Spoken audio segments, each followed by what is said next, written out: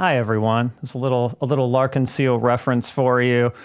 Hello everyone. Starlight Midori Land, Red Spectre, K Station, Mario Hernandez.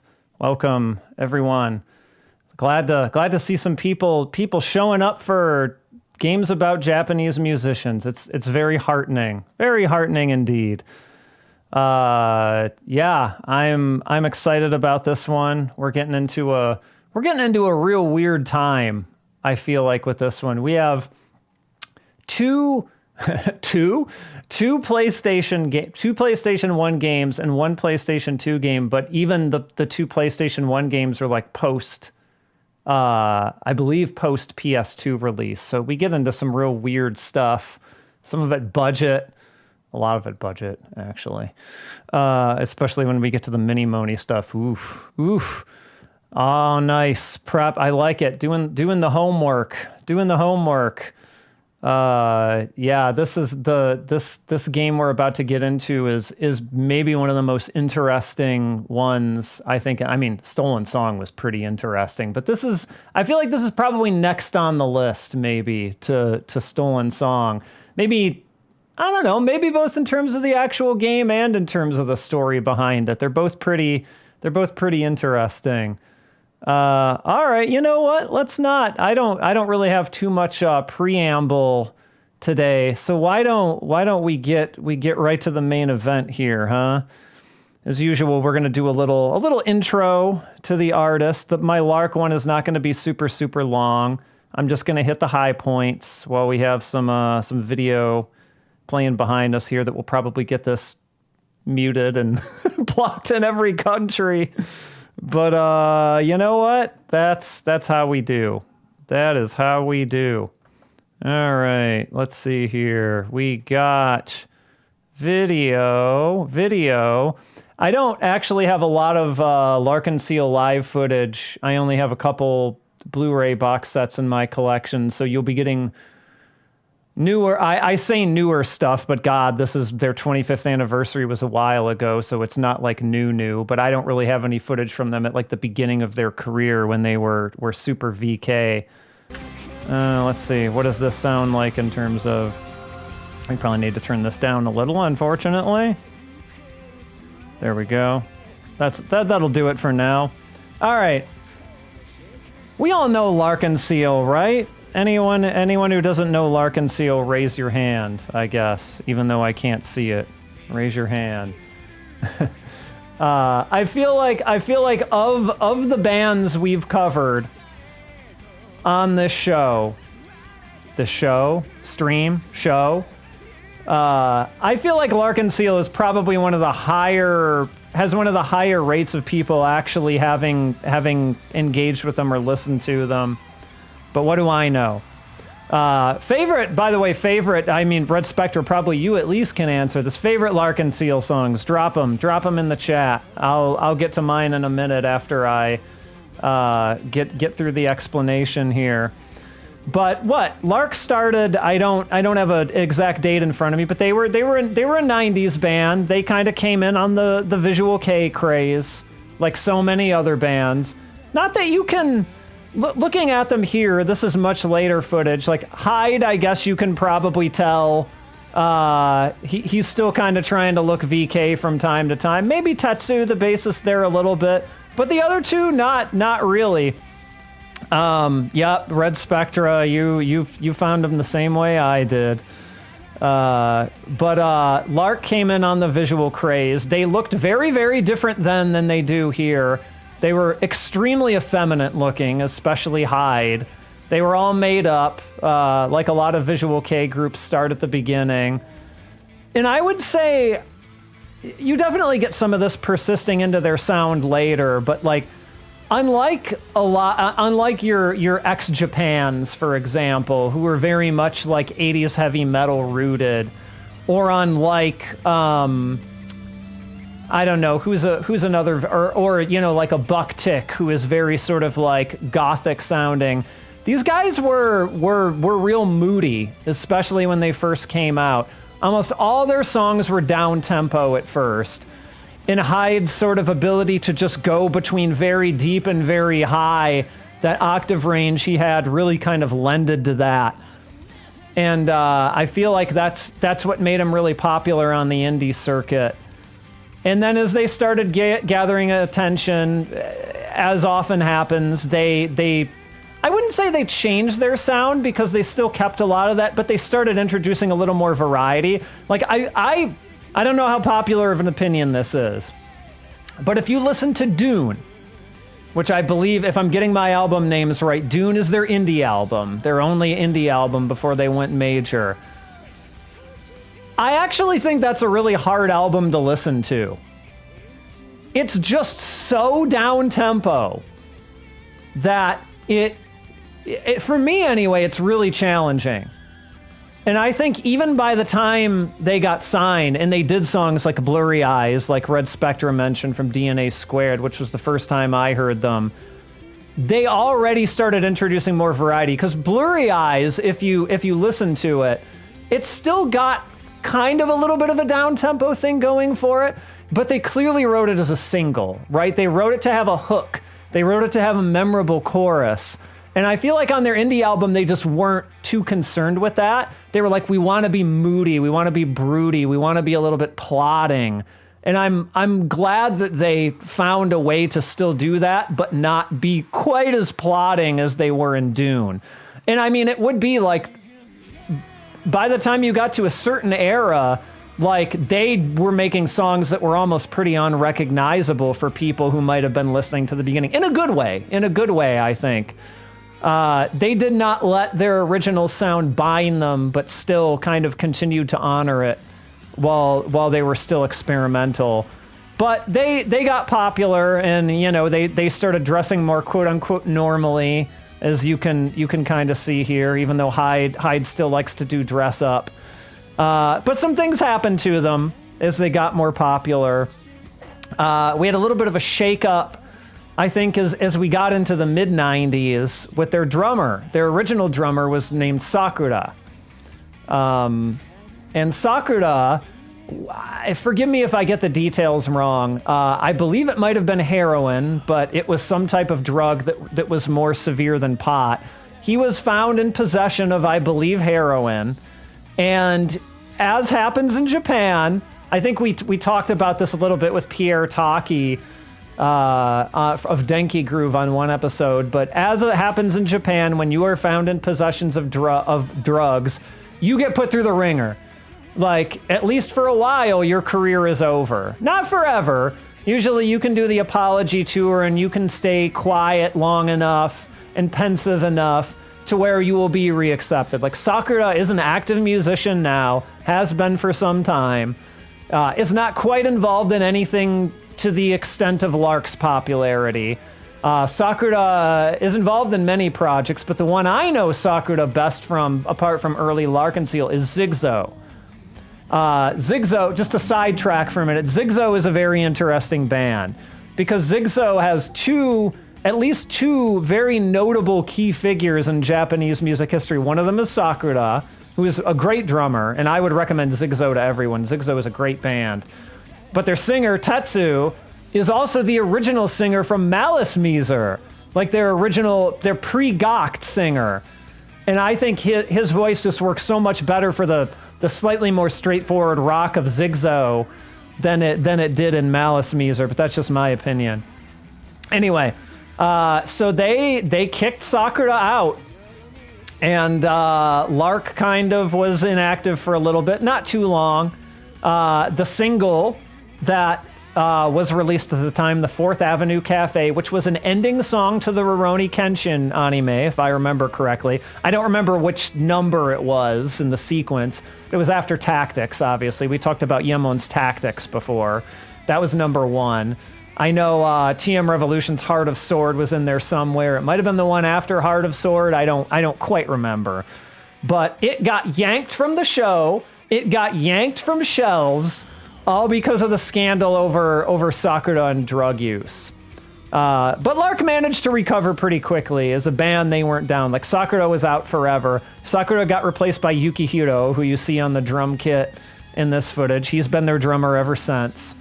And they just became more and more popular, right, as time went on. and they shed their moodiness a little bit from time to time. They knew when to strategically deploy it. And but they had some stuff that was really not in that formula at all. And you know, they play Tokyo Dome, they play all the big venues, right? They reach that height. And then I believe it was from 2001 to 2003, they had a hiatus, which was the first hiatus that they'd ever had. People were afraid they were going to break up forever, but that didn't happen. They came back in a big bad way. But the single they released just before going on hiatus was Spirit Dreams Inside from everyone's favorite movie, Final Fantasy: The Spirits Within. I don't know if we have any Final Fantasy: The Spirits Within lovers out there. I think it's a very interesting movie that is not very good or fun to watch. But I sure did go and see it in the theater at the time because it was a Final Fantasy thing. And even though in the Western release they used the English version of Spirit Dreams Inside, I was very happy to be in a movie theater in America and hearing Ciel play over the credits, because I was well into Japanese music by 2001. So I was pretty thrilled. But they came back in 2004. They released an album called Smile, and they released Ready, Steady, Don't Hold Me Back. You know, Ready, Steady, Go from, what was it? The first opening theme from Full Metal Alchemist, I believe. The very first Full Metal Alchemist, not Brotherhood, not the redo. But, like, it was like a big event. Like, they're back. Ciel's back, baby. Hi, Chibi UFO. You're just on the tail end of the Ciel lesson here. We're about to play their game. And they've had, right? Yeah. It's a good one. It is a good one. And it was their return. It was their first single after that hiatus, and it was just a banger. So it was like, they're back. They're back, and they haven't missed a beat. You know, they've had little mini hiatuses too, and I would say that Lark is not that active as a band these days. Like, they do tours sometimes, they release a new song sometimes. They haven't had an album in an age. Which one was it in the GTO anime? I watched more the GTO drama than I did the anime, so I can't remember offhand what song. Oh, Driver's High! Of course. Okay. I mostly know that as their single, and I'd forgotten that it was used in the GTO anime at all. So yeah, we're going to be talking, back in my more active guitar playing days, I learned Driver's High was one of the songs that I learned to play, and I love that song. It's an amazing song. But they've had some hiatuses over time. They're still active. I think they might have some kind of a tour going on right now or coming up soon in Japan. They did some stuff overseas, mostly to do with anime cons, I think. What else is worth mentioning about Lark? Yeah, and all the solo members are pretty successful on their own projects too. They like to take, like most bands that have been around for a long time, like Bees, for example, like Yemon, for example, the way they sustain themselves as bands is to not tire themselves out too much with band activity. So they'll like do a period where they're doing things as Lark, and then they'll break for a year or two and let the members do all their solo stuff. Then they'll come back and do some Lark and rinse and repeat. I think that's a really good sustainable way for like when you're a band who's made it, when you're a band who doesn't need to prove yourself anymore, but you don't want to just end it all. Like, that's a really good sustainable way to continue on. All these bands do this. They've really got it figured out. And their solo crews are all very different. Like, they make very, very different kinds of music. I should have prepared some photos for this, but I didn't. Obviously, it goes without saying, you know, the front man is usually the most successful when it comes to their solo careers. So Hyde, very, very successful solo artist. I think Hyde's first two solo albums are amazing. They are almost as good as anything that's been done with Lark. And then he started doing like new metal, and I hate it. I hate it. I don't know what other people's opinions are. I think he's doing some stuff now that's not quite that, so maybe he's out of his new metal phase. But I got to see Hyde in Chicago in 2019. It was his first solo album back after the hiatus from those good albums. And it was a new metal album. And I was like, okay, I don't like this, but you know what? It's Hyde. I can't miss a chance to go see Hyde. And I bet you he plays some old stuff, right? Like most bands will be like, okay, we're front loading the new album, but we're going to play the old stuff. He did not play a single goddamn old song. Everything from the new album and a cover of, what's that Duran Duran song? God. Why am I blanking on the name of this? Ordinary World. He did a cover of Duran Duran's Ordinary World too. But I mean, it was cool seeing Hyde. He had a cool stage setup, but I wish he would have even thrown me a single bone during that concert. Like, give me anything from those. Sorry, first 3 albums. My apologies. I meant to say first 3 albums. Because the first one was this kind of ballady, like very whispery one, which I did like. It was very different from Lark Ciel, but I liked it. The one with Evergreen and like Angel's Tale. I thought it was really cool. And then the next 2 ones were rock albums, and I also thought those were very good. Like they had a little bit of Lark in them. They had a little bit of that Lark stank to them, but he was also kind of trying some new things, and I was like, cool. I even liked a lot of Vamps. A project that he did after that. Not all of Vamps. I feel like near the end, Vamps kind of ended up turning into what he would end up doing solo. But early Vamps was good. And then he just got this weird, like, out-of-time new metal fascination that I don't know where it came from. But I wish he hadn't done it. But that's okay. You know, we're allowed to make mistakes, even as artists, right?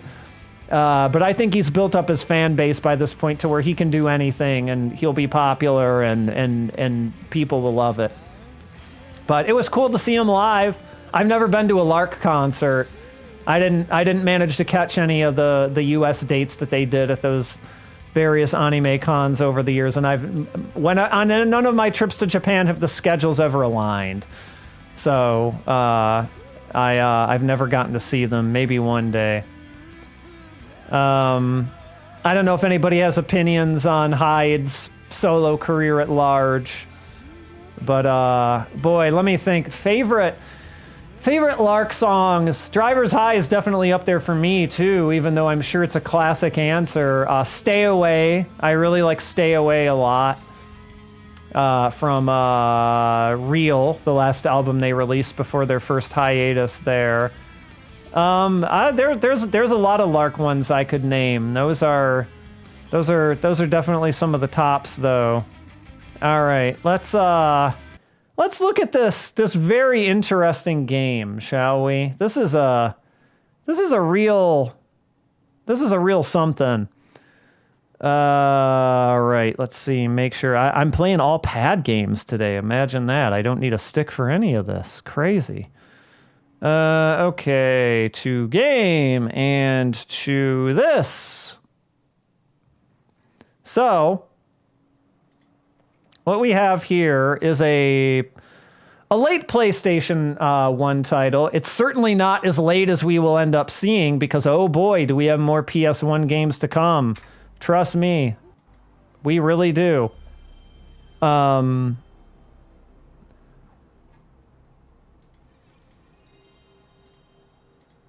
But this is Gekitotsu Toma Lark, TomaRunner versus Lark Ciel. Presented by Sony Computer Entertainment, as you can see.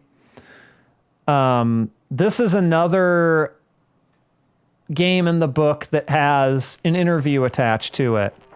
So we'll let the intro play and I'll kind of explain some things over the intro here.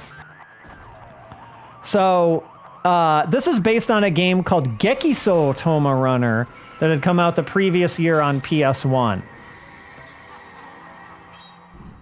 And Gekitotsu TomaRunner, the concept of it, is what if a racing game but with people? What if people were the racers? No, correct. You're correct, Starlight Midori Land. It's all original characters. It has absolutely nothing to do with the band at all. It's just called Gekitotsu TomaRunner. Nothing to do with Lark at all. But it's like, what if people were the cars? And the concept, according to Hiroyuki Kotani, the director, who I interviewed for Gameplay Harmonies, he wanted to make, like, he felt that racing games had gotten very complicated. And he wanted to make it so that they could be controlled only by left and right movements. Nothing more than left and right movements. And you can already hear, actually, good timing. You can hear Driver's High in the background here. As, who is that? Tetsu races here. So it's the vocalist versions, I believe, are the background songs. But yeah, they have a few. They have Driver's High, they have Stay Away, Route 666, and Trick. Yeah, you've got the you've got the vocal line happening kind of on a synthesizer there instead of Hyde's vocals. But that first game, Gekitotsu TomaRunner, Hyde loved it. I don't recall how his love for it was expressed to the public. I don't know if I found that in my research, actually. But he loved it. And he was on record somewhere as having loved it. And so Hiroyuki Kotani, the director of the first one and also the director of this, reached out to Hyde and asked if he'd be interested in collaborating on a sequel to the game with, you know, the Larkin Seal name on it. And apparently he was interested because we've got this, and we've even got like some more stuff that I'll get into in a second here. So there's a Larkin Seal fan club newsletter that you can find scans of on the internet. That audio? Okay, that was just the game doing that. Okay, I heard the audio stop and I was like, wait, what? But that was just the game doing it. Okay, there's a Larkin Seal fan club newsletter that talks about a tournament that they held later in 2000. And they say that you can be a lucky contestant or attendee in this tournament if you buy the official strategy guide for this game and fill out the application form that comes in that official strategy guide, as well as submit a videotape of your gameplay. And if you do that, you had the chance to become one of 10 lucky competitors in the tournament or 100 lucky audience members in the tournament. This is a big event. Sony put money into this that took place on a cruise ship with like a famous radio DJ present, and Hyde was present. In fact, those 10 competitors, what you were earning the right to do was compete against Hyde in this game. And it is known that the grand prize was winning one of Hyde's costumes that he wore in a music video. Now, if you read Wikipedia, it just says one of Hyde's costumes that was worn in a music video. And I asked Kotani-san, do you remember what this costume was? Do you remember what video it was from? And he told me it was Hyde's costume from Driver's High. So there you go. Somewhere, someone out there, I don't know if they have it anymore. Maybe they sold it, maybe they threw it away, maybe they burned it. I don't know. But someone got the clothes that Hyde wore in the Driver's High video, driving through that desert in the car. So those were in someone's possession at some point.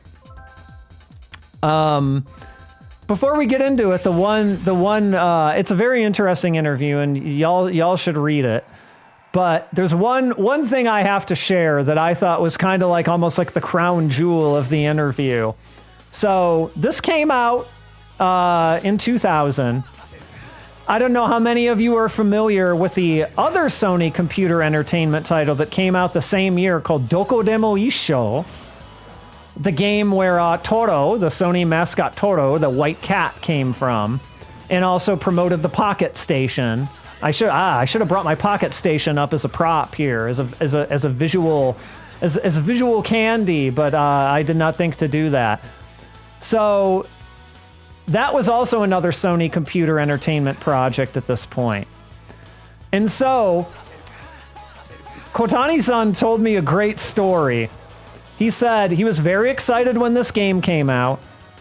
He and his team worked for Sony Computer Entertainment to do this, so they were under the Sony Computer Entertainment banner. And he went to the video game store on launch day. He was very excited to, do the thing where you observe from the side and see how many people buy the game and pick it up and look at it, right? But this game launched the same day as Doko Demo Isho. And Ken Kutaragi, former Sony Japan big shot, was very invested in Doko Demo Isho and the Pocket Station. And so all the shelf space went to Doko Demo Isho and the Pocket Station, and poor Tomalark was sidelined. So he kind of told that story with a smile on his face, but I'm sure it did not feel great.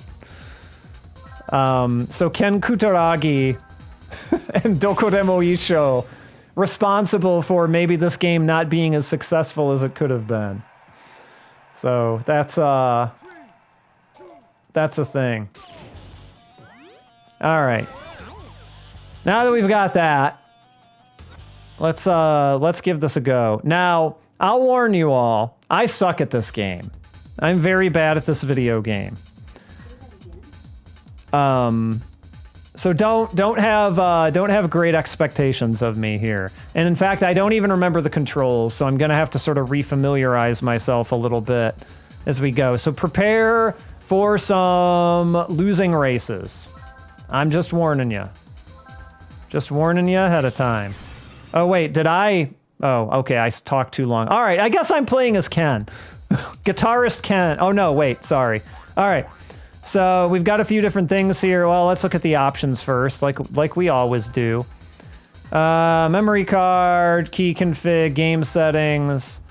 You know what? I'm gonna have the CPU go a little bit easy on me because I am bad at this game. I really am. But you've also got you've got easy, you've got regular, you've got serious, and you've got like demon, like demon mode. Hyde probably played on demon mode because you can unlock footage you can actually watch of Hyde's play of this game, and he is very, very good. Far better than me. All right. Let's see here. Back out. So you can do TomaRunner tournament. You can do competition, which is probably multiplayer mode, or Hajime ni. So let's just show it. So Hajime ni is like the beginning. So let's just take a look at what this is real quick. This is TomaRun Jigoku, TomaRun Hell. All right, so we got this dude. Maybe he's from TomaRunner. I actually hadn't played TomaRunner before this, so I really don't know. And this is flag raising hell. So I don't know if anybody knows this Japanese game, but it's where you've got someone telling you Shiro agete, aka agete, like raise the white one, raise the red one, and you got to raise the right one. So L1 is white, R2 is red, and crouch is down, which I guess maybe I have to get out of the way of the cannonballs or something. That's where I have to crouch. I'm probably not even going to do very well at this. Just forewarning you. All right, white, red. All right. Oh. Shiro agete, hi. It's down, okay. Okay, okay. Okay.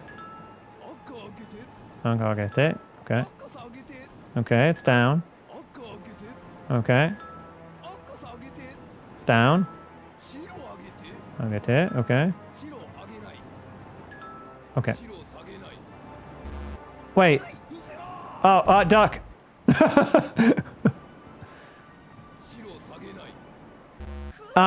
Okay, I'm having trouble. Okay, because they're doing a little bit of dirty pool here.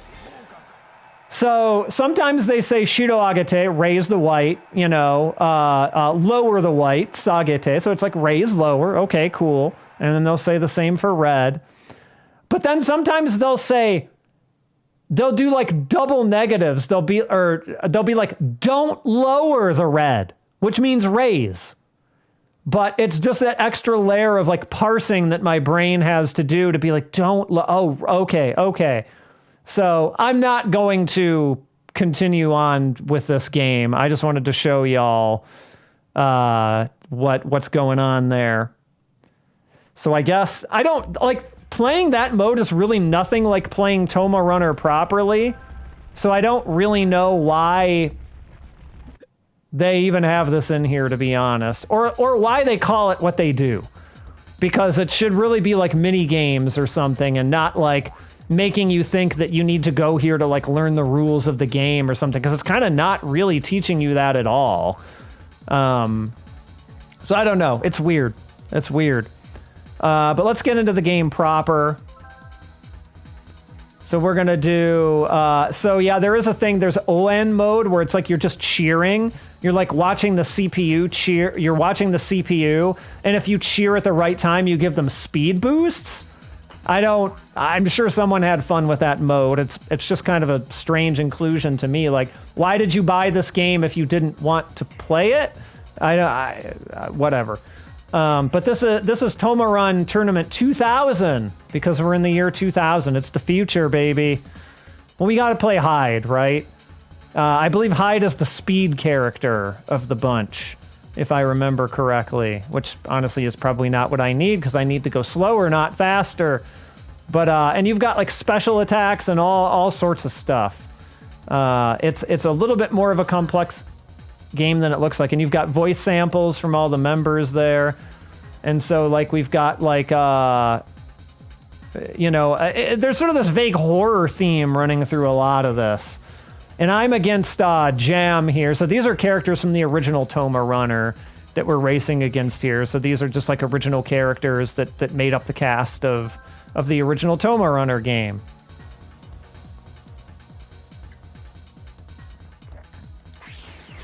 So we're going to race against him and probably do real bad. See, we got sort of a weird horror vibe going on here. And we're running. But we get Stay Away, one of my favorites. And I think you gotta like, what? You gotta bounce. The idea is you're bouncing off of these corners to gain speed. And so you have the bumpers that control your left and right hands, right? And you're just steering with the control pad. And so the idea is you wanna hit all these bumpers so you can build up your top speed. And I think you've got an attack or something. I'm trying to... Oh yeah, you also have boosts, I think. Ooh. And yeah, if you hit the thing at the wrong time, you just hit the wall. Yeah, but he goes, oh yay! That's like, I'm hitting a boost button there.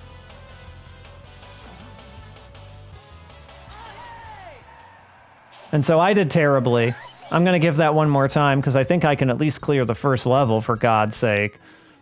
I managed to clear a few levels with some practice here when I did the video capture for this for the book. And so it's just kind of giving you little tips here. Yeah, it's not dissimilar. It kind of is an endless runner, isn't it? Before endless runners were like really, really popular. I don't know if this came before or after Pepsi Man. But Pepsi Man, I think way harder than this. But like, I think conceptually this is a little bit easier to understand than Pepsi Man. Let's see if I can maybe pick a different character here. Oh wait, did I pick my character here? Oh, okay, no, because I go to continue, maybe it makes me pick the same character. That's fine. Select. Oh, that was for key config. All right, so there's a jump button. Square is dash, as you can see. You kind of break yourself by hitting down. Up doesn't really do anything. Yep. Okay, R2 is the weapon. Okay. So I think it's kind of like Mario Kart. You pick up things, I think. You like pick up items along the way.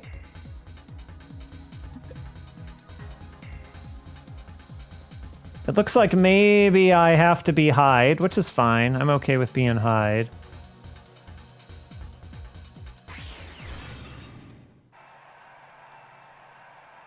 Right? Is it driver's high or runner's high? Seriously. Make up your mind, Hyde. Make up your mind, Sony Computer Entertainment. Ah! Look at that. Did you see that? He hit me. And so, boom. Like I said, not good at this game. Ah! What? Where's my item? I need an item to hit this guy with. Like stat. What? I don't like that, like, any contact that you make with him is like, you're immediately slowed down to a crawl. Like, that's right. That's right, kid. Hyde's got this. Be lucky, maybe lucky. I just say I'm lucky. I've sung Stay Away at karaoke many a time. One of my favorite karaoke songs to break out. They're running with what I can only describe as the opposite of the Naruto run with the arms. Actually, that's another thing I should mention from the interview that I had with Kotani-san, the director of this game. He told me that the way they're running is based on the way he observed school, like Japanese school kids, like running around corners and running down stairs and stuff. So he said that's where that came from. I don't know if they do that anymore, but apparently in 2000, it was all the rage to run like that. So let's see. Now we've got Tenchi. So we're racing against a literal angel in our next course here. But this is, according to our level name down here, we are entering the Vampire Mansion. This is Kyuketsuki no Yakata. Kyuketsuki is like, I think most Japanese people know vampire also, but Kyuketsuki is like, I guess, the native Japanese way of saying vampire. It's literally like sucking blood demon. Those three kanji. So you get a bonus Japanese lesson for a day. For today, rather. All right, let's see if we can beat the angel. Oh God, look at those guys behind us. It is the Vampire Mansion. Oh God, no, I wasn't paying attention. I had to steer around the counter. And so, as you can see, it really behooves you to either be able to react very quickly or to memorize these levels. And now we're flying through the air.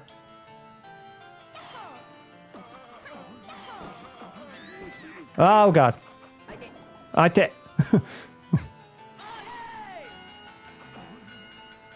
right, we're gonna actually go around at that time. Imagine that, avoiding obstacles. Who knew we could do, except for that one.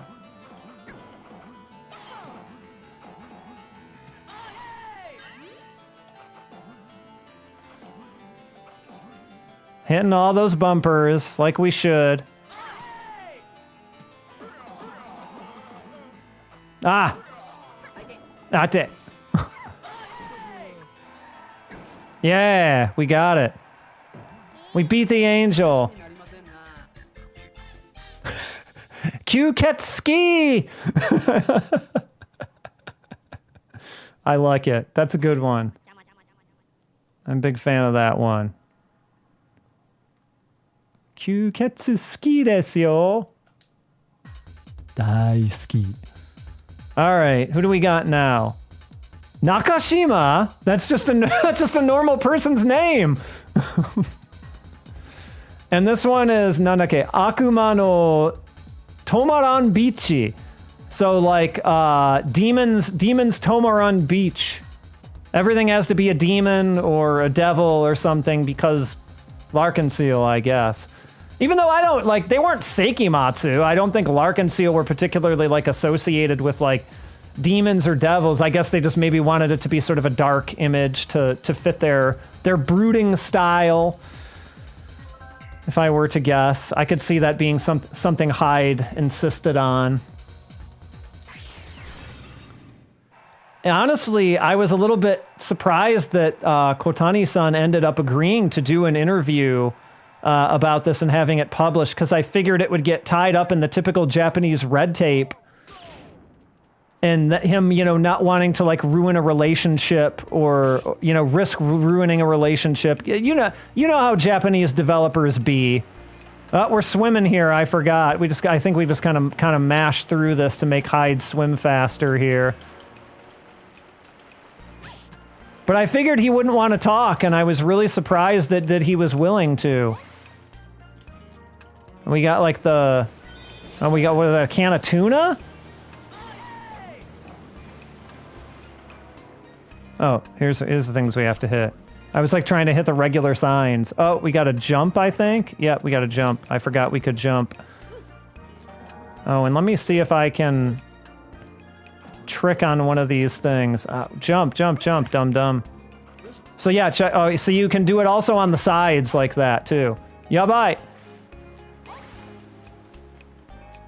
We got like a lovely, like, Hawaiian thing going on. Oh! Jama. I think they say jama, jama, jama, jama. Like, I'm getting in the way. In a very literal sense. Am I ahead or is she ahead? I can't even really tell. Oh no, I must be ahead because I hit the water first. In and out doing laundry, Chibi UFO, no problem. Hyde will be right here waiting for you.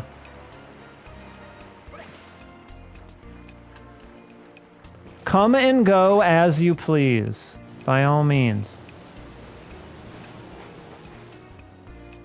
Let's see here, and here's the thing. All right, so we'll go like, yeah. See, he kind of did the thing on the rail. Wait, what? Okay. All right. Hold it. Oh, she got ahead. No.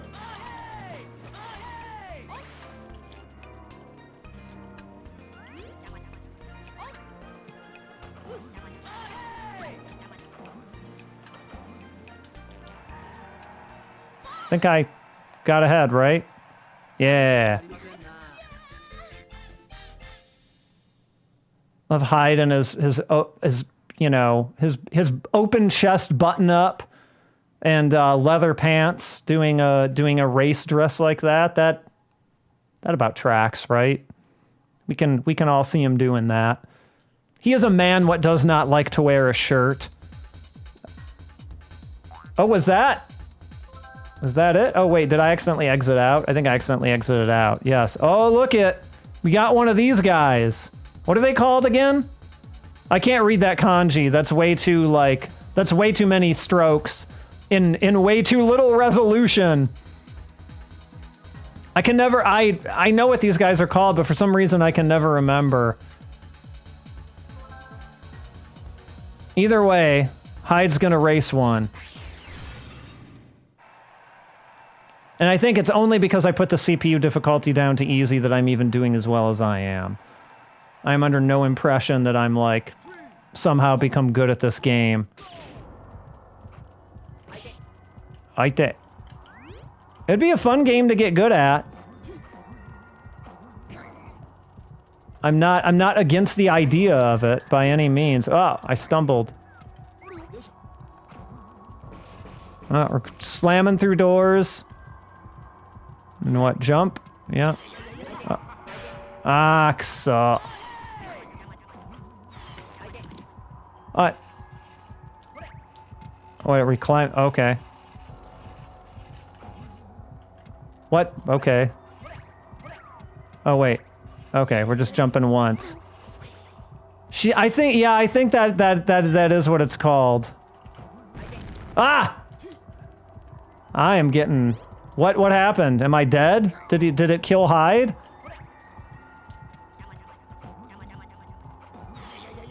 I think I'm probably way behind here. We're going through the hot spring. Yes, Jama, Jama, Jama, Jama. Please stop Jamaing, please. Trying to win a race here. Oh God, and there's bombs. He's laying bombs for me. I'm pretty screwed this round, I think. I'm gonna have to do this one again. Ah, Shisa. I feel like that's one that I've heard. Nope, can't. You gotta use the directions for that one, dum-dum.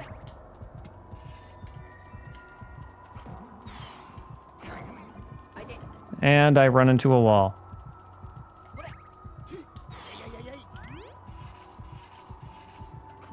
This guy just needs to put me out of my misery already. Look at those Jama... Those Jama guys. They're Jamaing too much. Too much, I say. If they consider Jamaing less.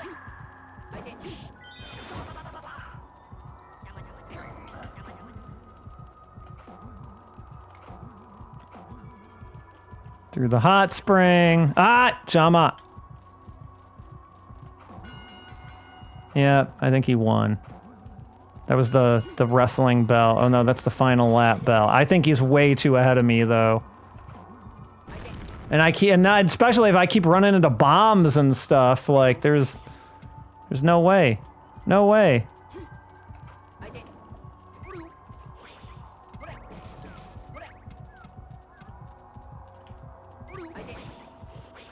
And I didn't build up enough speed, and I think I'm just now crashing through these doors like an idiot.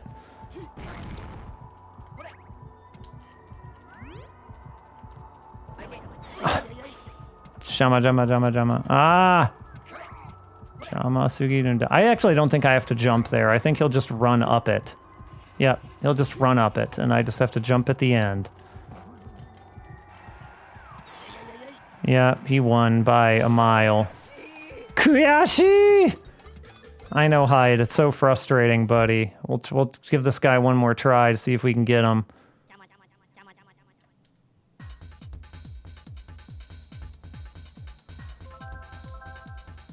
It does save your progress, though, as you can see. Like, you can save in this game. It supports the memory card and all that good stuff.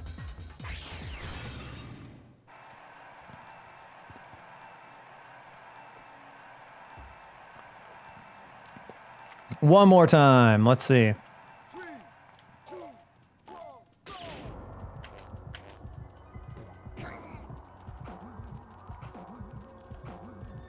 Let's try and stick to our fundamentals here and see if we can get by on that, except I jumped at the wrong timing, so that's already not a good start. Oh, I see. He, like, jumped up and grabbed that pole and swung right over it, so that made him actually quite a bit faster. What's the timing on that, though? These guys just take up way too much of the hall. How are you even supposed to get around that?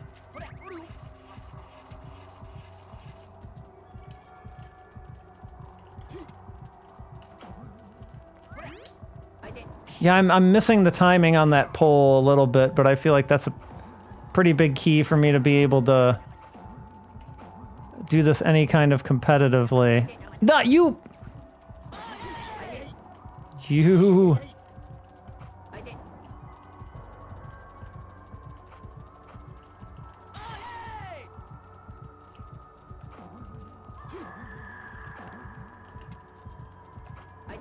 Okay, my timing was way off there. I was just... Okay, that was way too early. Really? Okay. Yeah, cornering in this game is... It's a little trickier than it looks. I mean, maybe I'm just bad, and I definitely am just bad. Don't get me wrong. What? Is that an ashtray? What hit me? Okay, I managed to avoid the Jamas that time.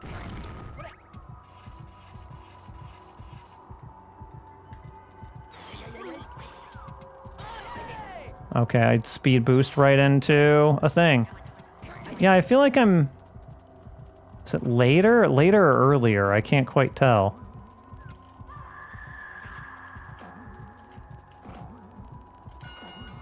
Yeah, he beat me again. Or he might as well have. I think that's just the final lap bell, but I'm definitely not. I'm not catching up to him at this point. That's just not happening.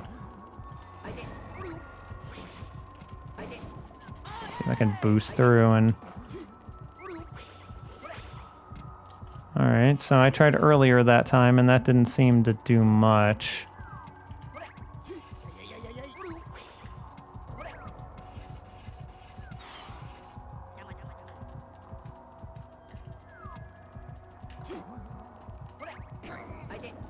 Yeah, and then I just hit my head and fall down the thing, so figuring out those poles I think is the key to beating this guy. But let's try some of the other members here. Let's go back into the versus mode just so we can do some one-off matches here. Because Hyde isn't the only person in this game. Oh, here we go. I think this just randomly unlocks, so let's take a moment here. Let's take a moment here and watch Hyde's play. This is Haido no Tehon. So this is his recording of him actually playing. So let's take a look at expert play. He said, make sure you take a good look at my running. So I'm not playing anything.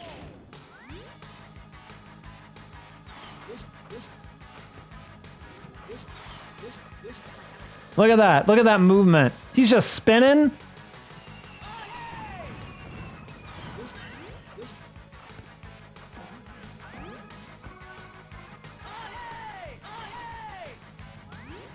Boosting constantly on the straightaways. Perfectly executed jumps.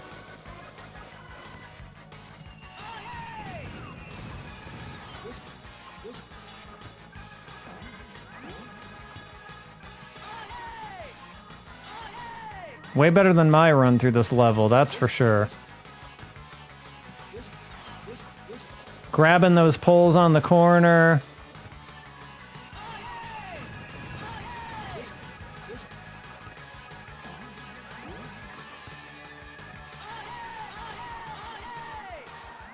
Look at that. That's a good time. Nothing to talk about. Hanashi ni narimasen na.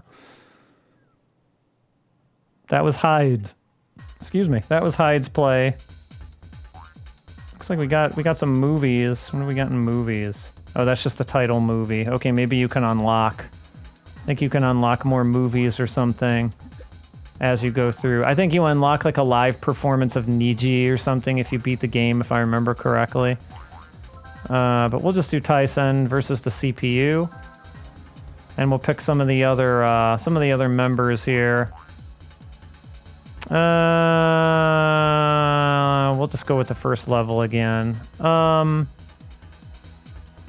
Normal, and we'll just do normal handicap.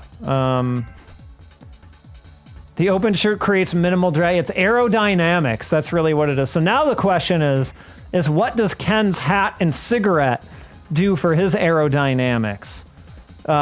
Because now we're going to see Ken racing against a kappa. So that's, yeah, you know what? We got a lot of characters. We'll go look at Gin after, but let's go with the kappa. And it's not showing it here particularly, but all the Larkin Seal members have different stats. Some of them are harder to stagger. Some of them are fast. I think Hyde was the speed character. One of them is an all-arounder. One of them is better with weapons. I forget.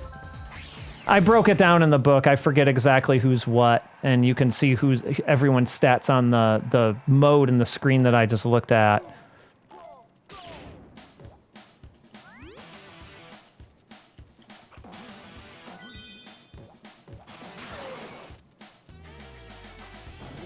No. And it's definitely more my instinct to hit off the pads than it is off of these things, but I don't know if there's like one, there's good times to do one versus the other. I'm really not sure. We'd have to ask Hyde, or I guess buy the strategy guide. I probably should buy the strategy guide for this just to have it. It'd be a, you know, a cool thing to have, if nothing else. Oops.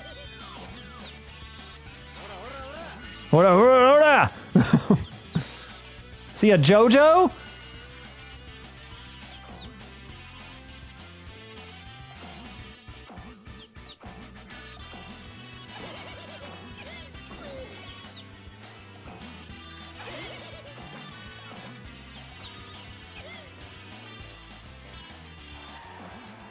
Well, that was easy. Look at that smoke coming out of a cigarette. Shorts and boots. It was the 2000s after all. It was early 2000. That was God, that's probably a thing I did in the early 2000s, back when I wore shorts, which is a mistake I will never make again. All right. Let's see who else we got here. We got Ken, so Ken was our guitarist. We've also got we'll pick the hotel level. We'll go where's Tetsu? Tetsu's our bassist. There's Tetsu. We'll go for him. And we'll do Tetsu versus Robot. Tetsu versus Gin. I believe I remember Kotani-san saying in the interview that Gin was the super hard, like, final boss character from the first TomaRunner game. That he just kept making harder and harder. I can choose a weapons yes or weapons no, I guess. Not that I've been using many weapons, because I haven't been very close to him, so I assume it's Mario Kart rules, where you have to kind of be in proximity to be able to use any kind of a weapon. But see, unlike a Mario Kart, you can't get so far away from your opponent in this one, I don't think, like you can in Mario Kart, where you're just, like, lapping people eventually, you know? We got driver's high again. Oh, that's... Really?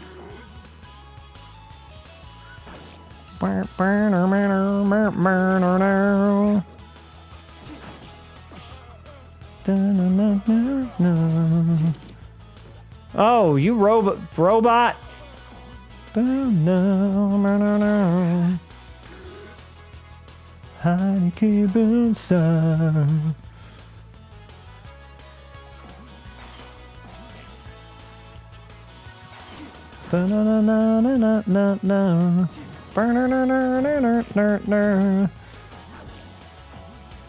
Ah! Okay. Oh, I can just punch him! If I can get close enough again. Oh god, this is a absolute bloodbath.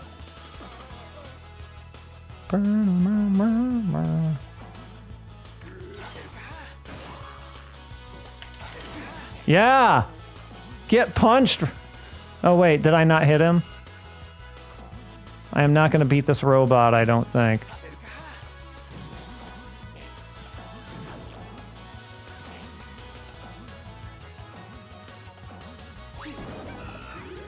Wait, what happened there? I like did a butt stomp.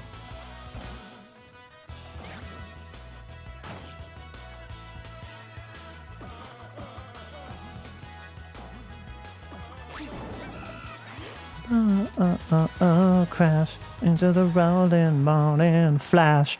I'm in the coolest driver's high. I beat the robot. All right. Well, wait, who? Yuki is left, right? Yukihiro is our one that's left. Oh wait, that's right. I have to pick a level first. All right. Let's check out Yuki. Yuki versus, oh, this guy. Ace-sung. Ace. Not to be confused with Luffy's brother from One Piece.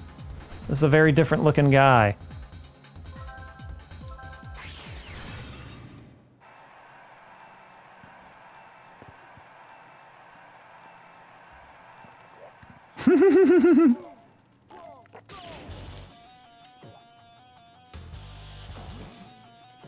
Oh. Can't quite figure out the timing on that pole.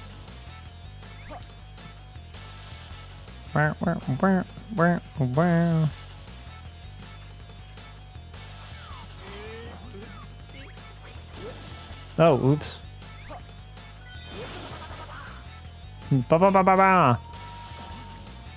Very Choo Choo Rocket. I don't know if anybody remembers the Choo Choo Rocket commercial, which I think about regularly. Su ba ba ba bang!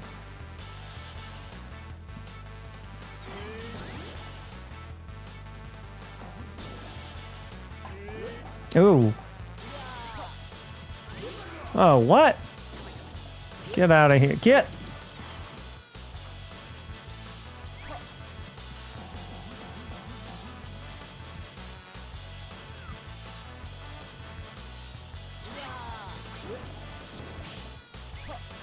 One day I will figure out the timing on that. Yeah, I mean, I guess they're not really that complex in terms of layout. Like, the courses are really not all that crazy. So the skill is probably really just getting the moves down and the timings down a little bit better than I have. But God, I can't figure out the timing for that bar. I feel like that should have worked, but what do I know? Oh, come on. Oh, darn.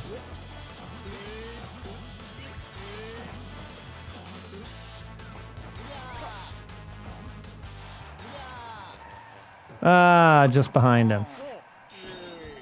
Yay!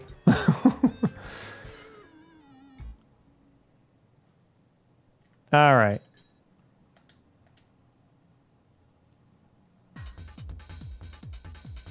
So let me take a look at what else we've got on the menu, but I think we're good for TomaRunner here. And you can do two-player, of course. I've never played two-player against someone a moment in my life, but you can do it.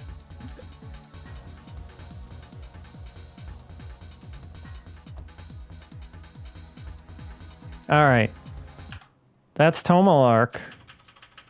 And I regret to inform all of you rock fans that, well, until maybe the bonus episode of this, that's about it for the rock musicians in this.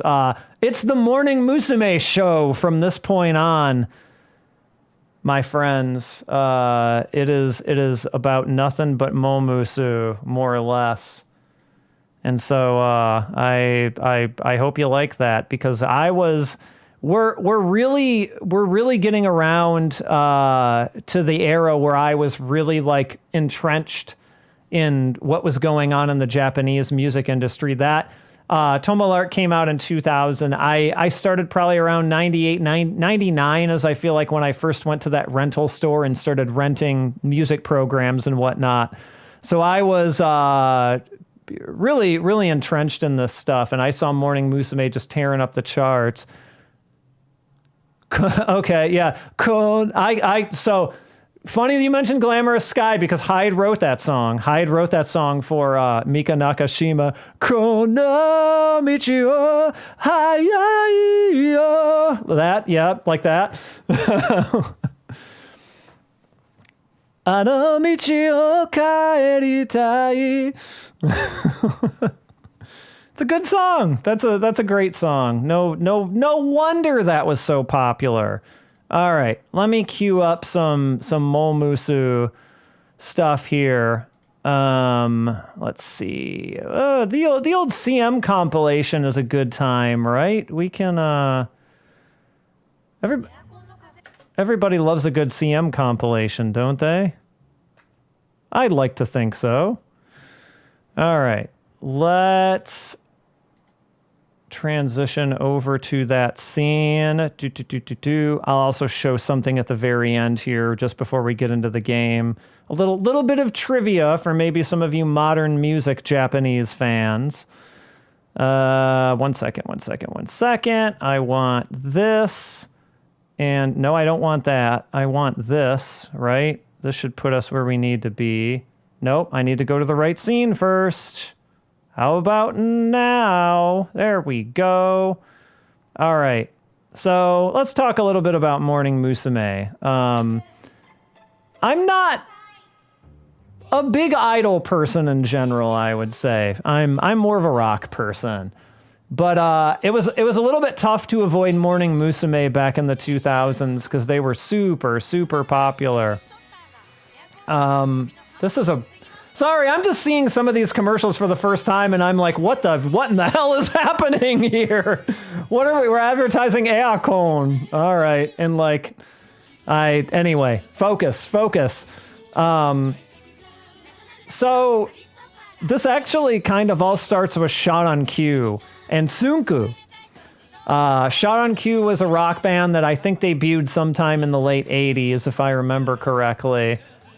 And Tsunku was their front man and kind of like their main songwriter. Shot on Cue was very bombastic, very hade.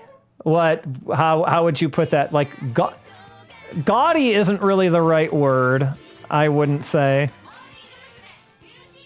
But, and we got some singles. We got the piece in there. But like, they're very flashy. They're a very flashy band, and like their songs and their state of dress and everything, right? But in 97, they held public auditions, like on televised auditions on TV. Televised auditions on TV. Yes, that's what that means.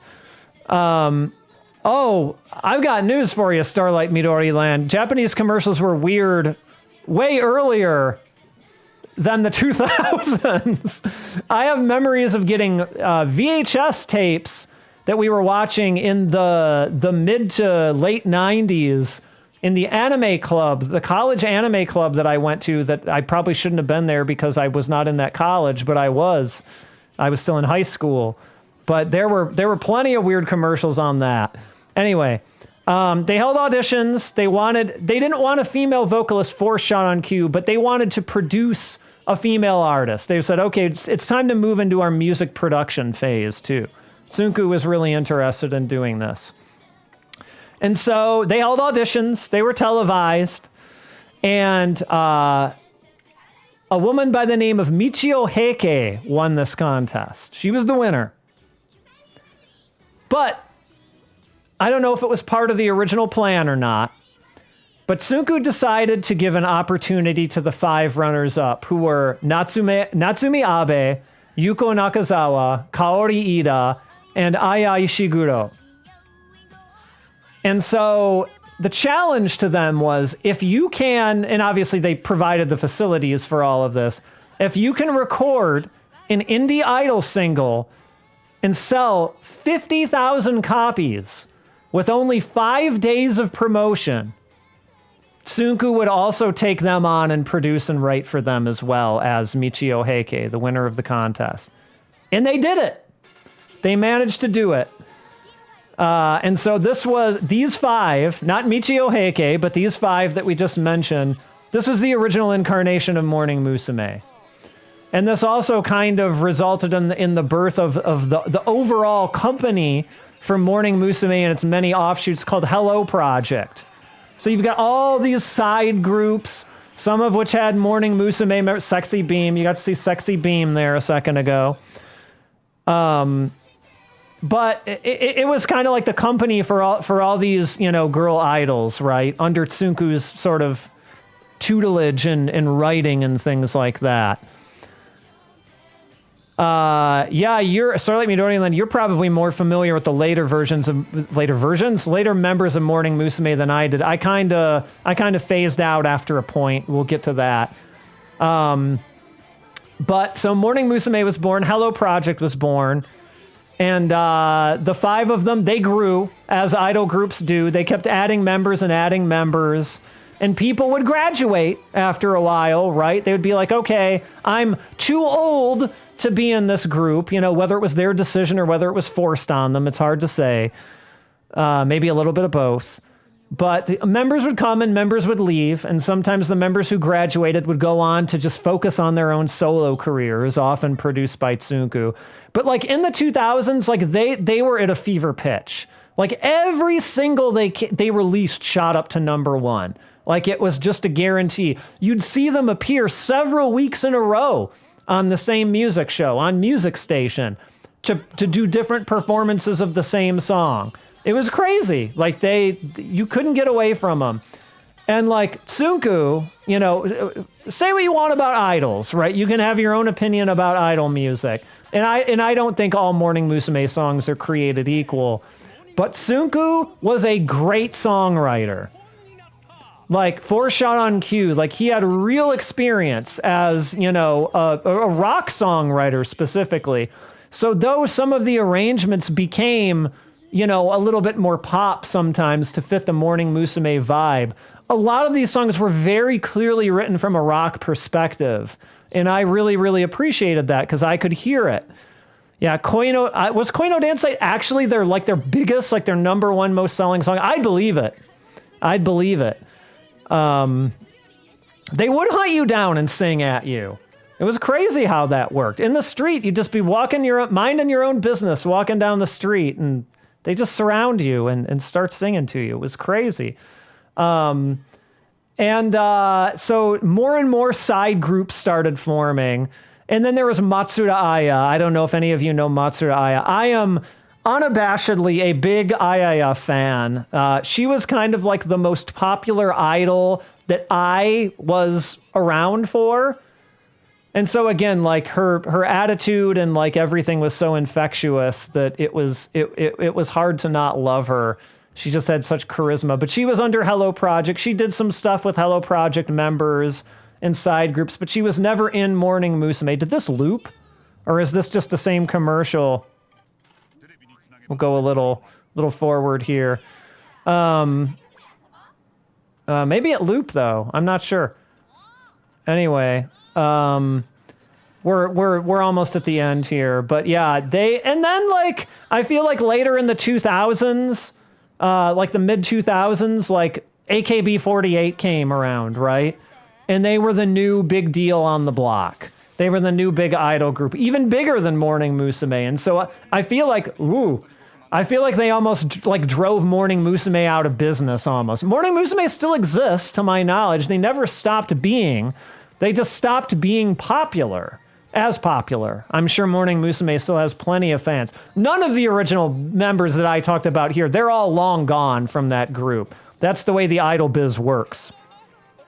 But yeah, AKB kind of tipped the scales, and like the thing that I liked about the Morning Musume era was that Morning Musume always got number one.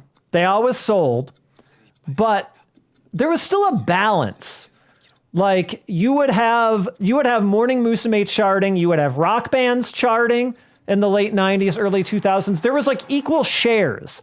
Like Morning Musume had a lot of capital and a lot of fans, but it wasn't oppressive. So it actually felt to me as someone who, at the same time I was experiencing Japanese music, I was kind of opening up myself to new genres too, right?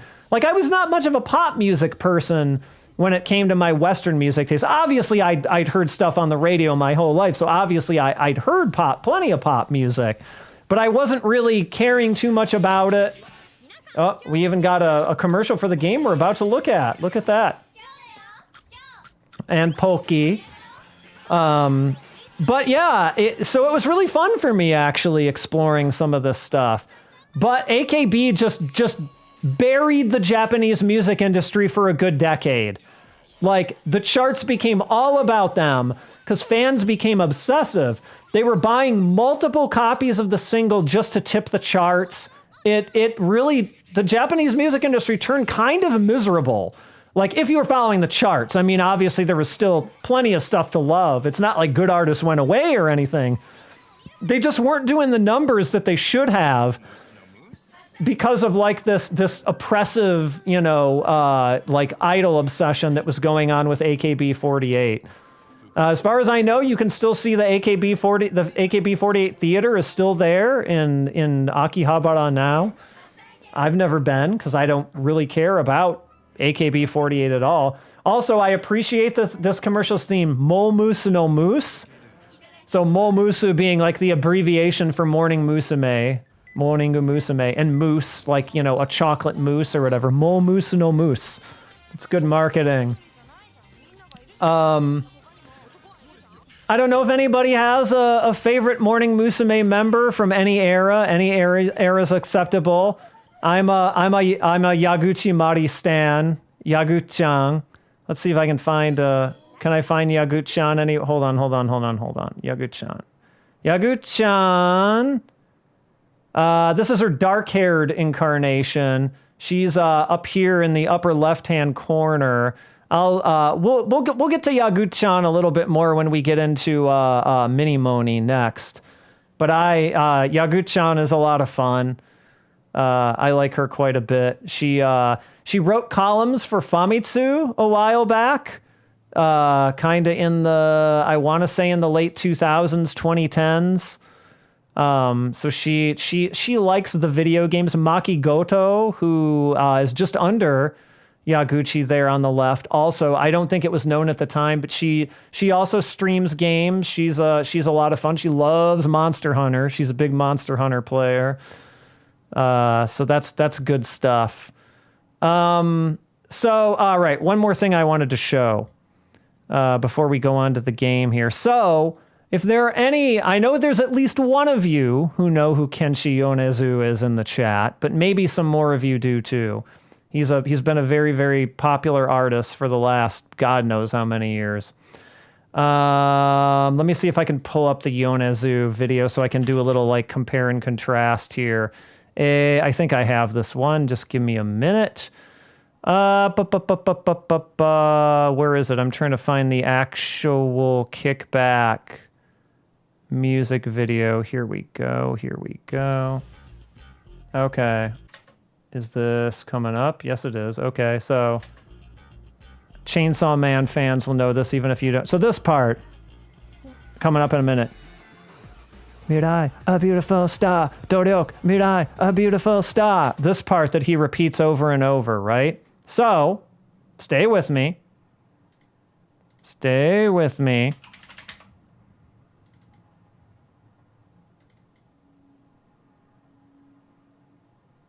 This is a Morning Musume song called Solida We're Alive that came out in maybe like 2001 or so. Wait for it. Mirai, a beautiful star. No, Mirai, a beautiful star. Right? So that's where he got it from. It's not sampled. It's clearly him singing it in Kickback. In his gruff voice, but he took that line, and like Tsunku was in on it and everything. This wasn't him like stealing or anything like that, right? This was all a very, very intentional thing. But yeah, that's where that came from in Kickback. So you get a little bit of music trivia there too.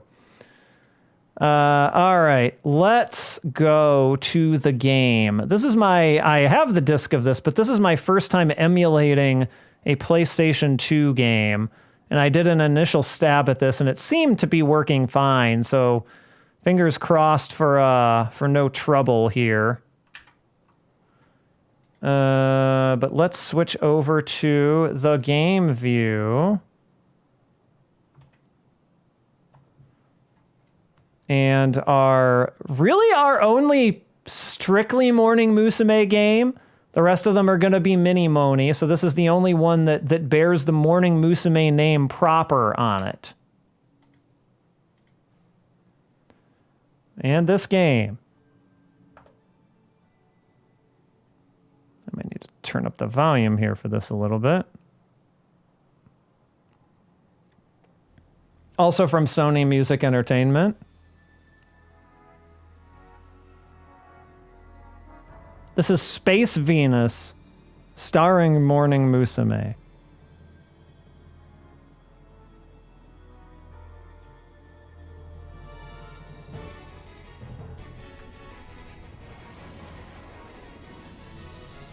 And as you can see, we are in space! And we're on the PlayStation 2, so that's pretty neat. First PS2 game. Oh, I should change the stream info while this is going here.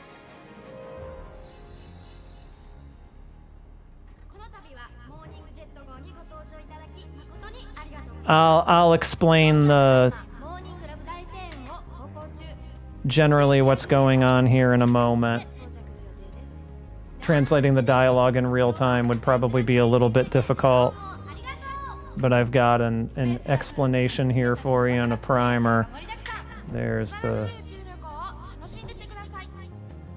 They're welcoming you aboard your flight, basically. These are all the members of Morning Musume at the time.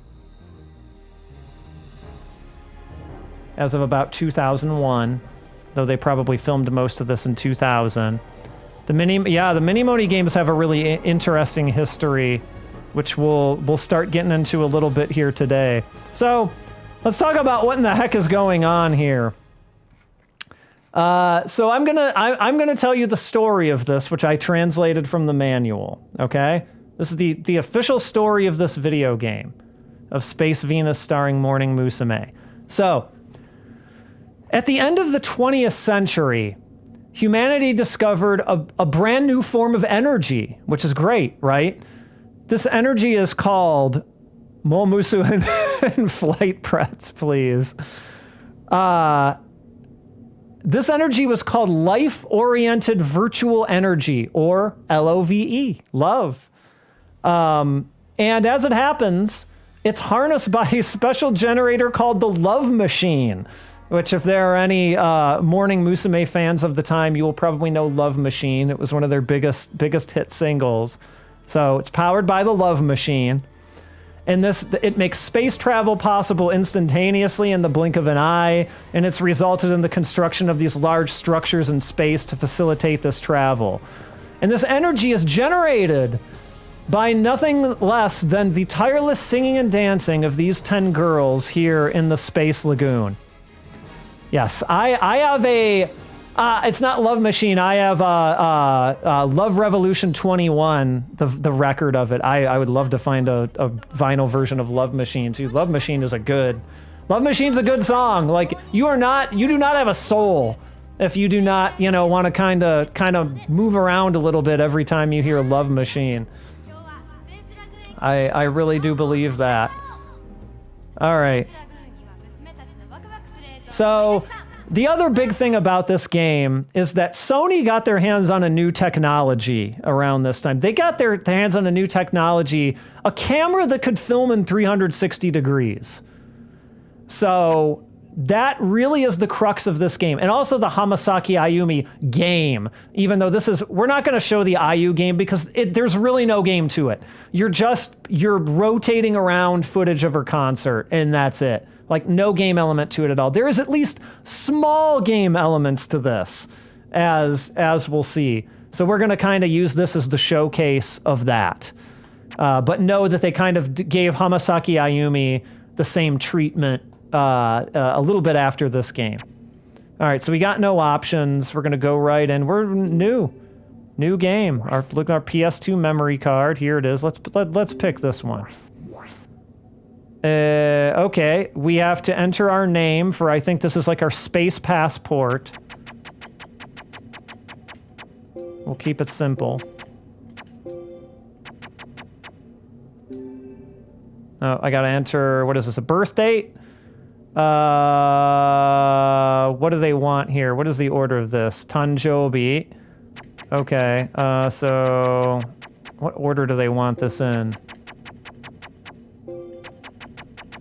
I'm gonna assume... Sure, it doesn't really matter anyway. Okay, gender... And what's the last one? Of course, blood type. Why wouldn't I have to enter... Oh. Yeah, you get little interstitials from different Morning Musume members as you transition between modes. And so this is the Space Lagoon. We've got love and sexy dials here down at the bottom, as you can see. That's fun. Let's see. And I remember it... Can you bring your Switchblade comp? No, prohibited. I'm sorry. You have to make it through Morning Musume Airport Security first, and like Morning Musume Airport Security... Actually, Morning Musume Airport Security is the bunny guy from MiniMoni. He's real tough to get by. He does not allow Switchblade combs at all. All right, so I'm kind of moving around to different modes here, right? Different parts of the space station. You can see it's highlighting different parts of the space station. This is called Morning View. So let's see what Morning View is all about. There's Yagu-chan. There she is. It feels like anyone can be Morning Musume. We'll see about that. They use Yaguchi for the comedy bits a lot, I feel like. Like she wasn't afraid to ham it up as much as maybe some of the others were. All right, so we got a couple requests. So we like we saw with things like the Puffy game, like some of the conceits of this are like you just get to watch Morning Musume live footage, right? So why not? Let's do it. I think we had a request for Koi no Dance Site last time, and we get to see something very important if we watch Koi no Dance Site all the way through. So we'll pick that over Aisha Ronde. We'll pick the obvious one. All right, so we can do a preset mode where you already get like you don't have to pan the camera, you can just kind of see it done for you, but also you can just choose to pan the camera and like save your version of it back. So let's take full advantage of the features here and do this, right? Even though playing Koi no Dance Site will probably get me blocked in most parts of the world for the YouTube video, but whatever. We'll turn down the volume a little bit. And so we can move. We can only do it in 2 dimensions here. We haven't gotten the 3-dimensional part of this yet, but we can move up and down. This is me moving the controller. And there, oh, no, sorry, we can move 360, my mistake. And so we can see what the girls in back are doing here. There's Yagu-chan. Ha! I'll try not to move it too rapidly for those of you who are... and I mean, look, this is on a PlayStation 2, so this video quality is pretty low, right? But, like, what do you want? You know, it's... Oh, Yagu-chan, are you getting up in my face? Where'd she go? Over here somewhere. It's hard to tell who some of these members are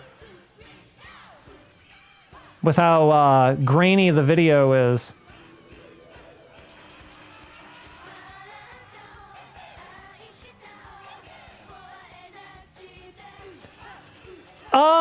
I don't believe it shows it in this game. You can definitely find pictures of it online. It's just this big contraption that's like sitting in the middle of a room that has like cameras on, like, it's like a camera of cameras almost.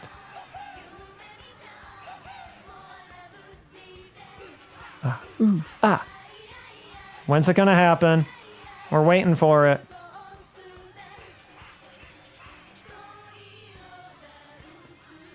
Because, I mean, we're basically where the camera would be, right? Is this an abbreviated version of Koi no Dance Site? Because we're not getting it.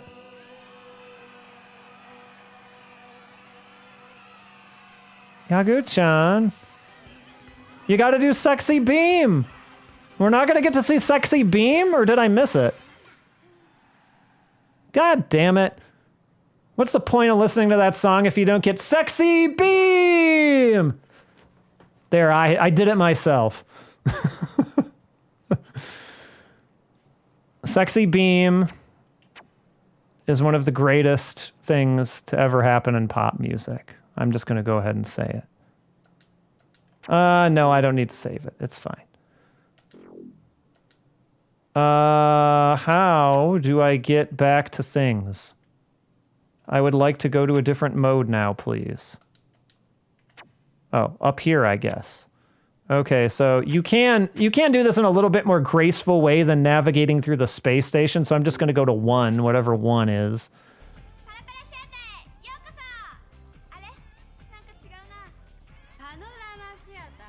Panorama Shiata. She called it something else.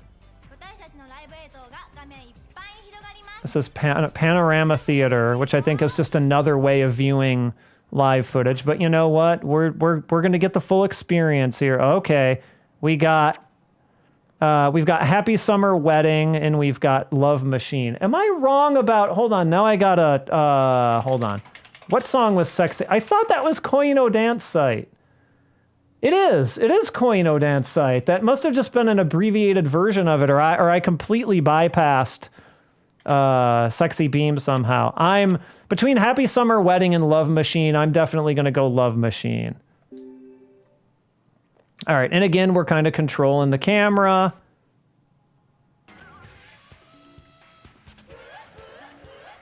Can we? Oh, yeah, we can zoom out. That's right. We can use the analog stick to zoom out. Okay. I forgot. I was like, that's a little close, right? Last time. And so, yeah, you can use one analog stick to move left to right and one to zoom out. During the development of the... Whoa, I don't think I did that zoom. I think it did that for me. During the development of the first Os Tatakai Oendan game, that song was just a placeholder song during the game's release. Interesting. I mean, that's a great... Whoa, whoa, whoa, whoa. Yeah, yeah, yeah, yeah. Koi wo shio janai ka. Whoa, whoa, whoa, whoa, dance. This is a good song, right? It's a good song.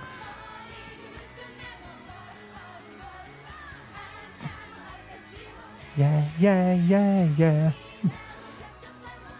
Minna shacho-san mo. So even the company president, even the stuffy company president dances to Love Machine. Wasn't that funky? How could the shacho not get down with that, right? But yeah, this is a great song to have in any rhythm game, to be honest. Yeah, this is zooming in for me. I'm not doing this. Love Machine.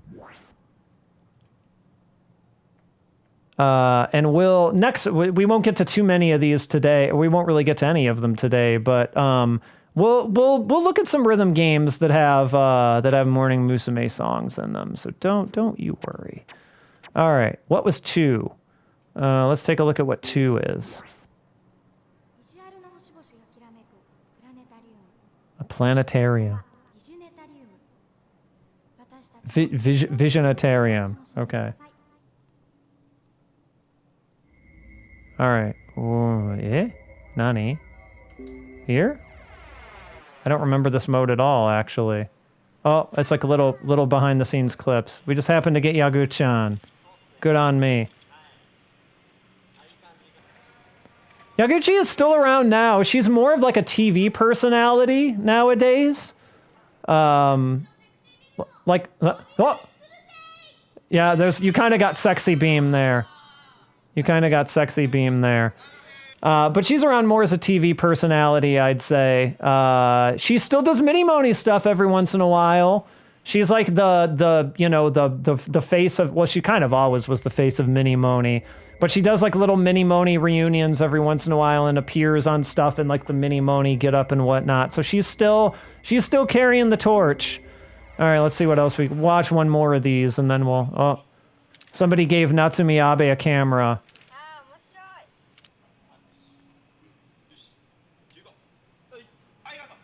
And then, like, I think all of this pretty much is from the filming of this. Different parts, that's Kei Yasuda.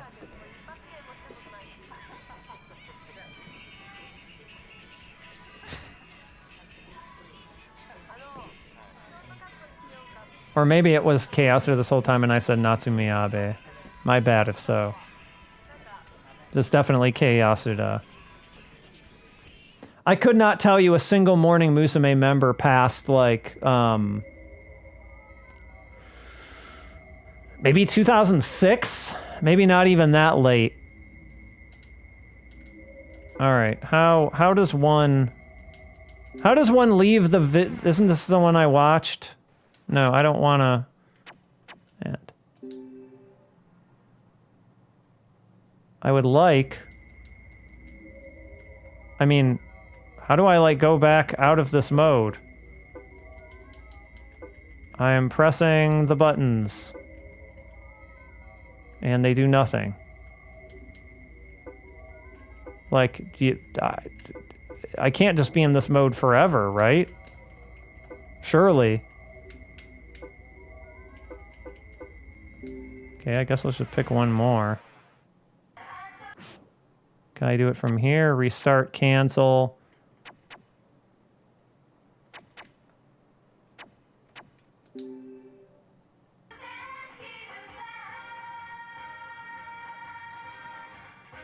Now, what song is this? What's that? Wish? Yeah, I think so.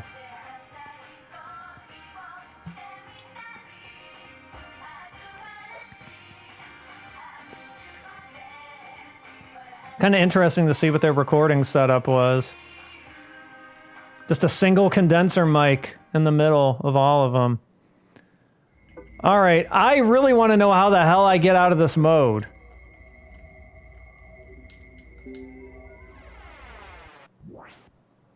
Oh, I can do it from... I just had to click the right square? What is that? What is that? That's nonsense. Okay, let's... Okay, so we just did 2... Let's go to 3. One of these is going to be the one we already did, but... Morning browser? Oh yeah, I remember this one. So you get to pick a member. You know who we're going to pick. Where is she? There's Yagu-chan. Hi!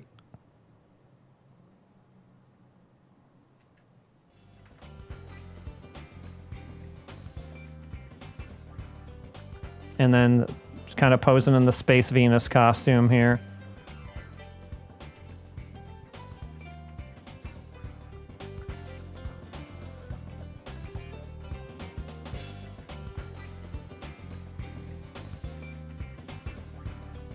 And then I think you just kind of get this pretty much for, oh yeah, I can control this even a little bit. Okay, great. No, I did not want to restart it. No, oops, wrong button. All right, so yeah, we can kind of do this for each member, but we're not going to. And you get, stats on them and things like that. See, yeah, they all have titles in this. Like they gave them like fake titles.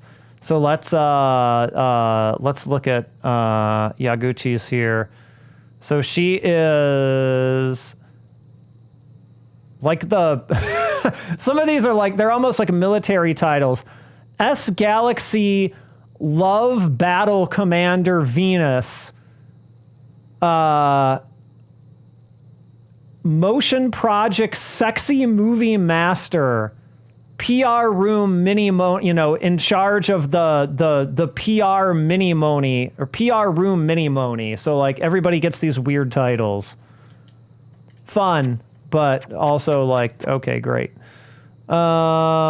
Yep. Take me back to the passport screen. And so what? That was 3. Okay, great. What? No, I didn't know. Back, please. That was 3, I believe. So now we go to 4.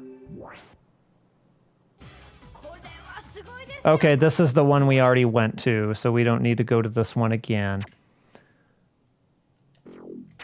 So we got 5 and 6 left. Here's 5.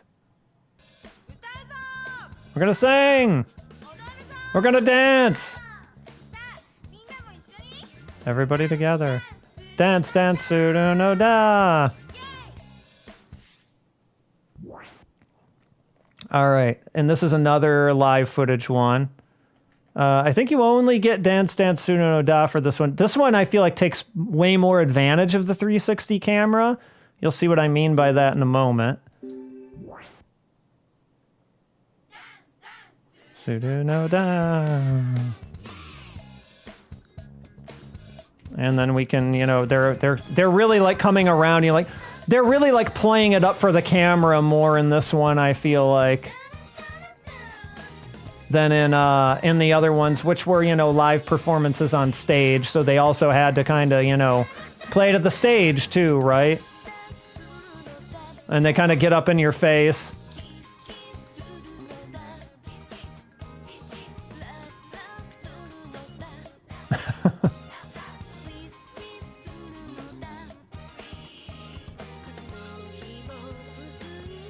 So, like, I feel like this is, especially for a Morning Musume fan, like, this is kind of the selling point right here. Like, almost this one mode more so than even the other ones, right?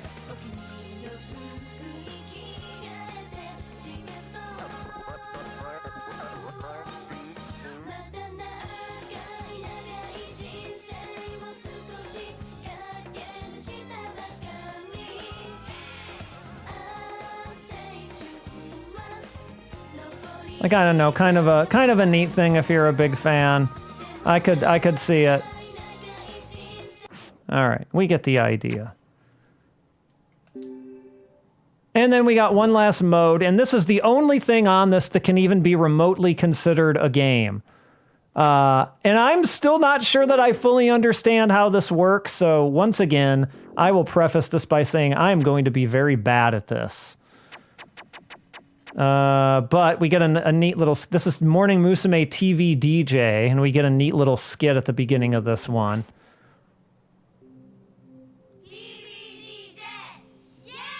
TV DJ, yeah. Not this skit, a different skit. They're going to tell us how to play. So we're going to watch the tutorial, even though I'm still no good at it. But we're going to watch the tutorial anyway, because it's fun.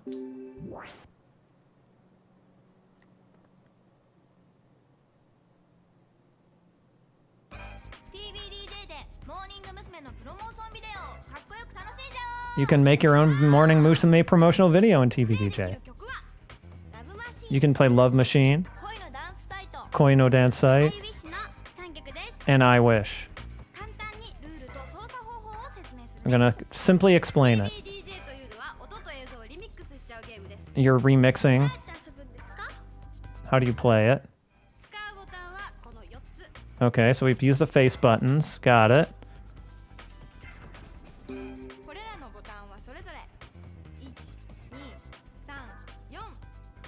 See, the problem is I'm not going to remember this. I am not playing on a controller with PlayStation colored buttons. And so I am not going to remember this. So you're going to see me fail pretty hard. I do not have the visual cues to remind me that it's green, purple, blue, red. But we'll do our best. It seems difficult, I agree. And so... What? We want to, like... Okay, we're not... So the block goes into there. And you want to hit it with the right timing.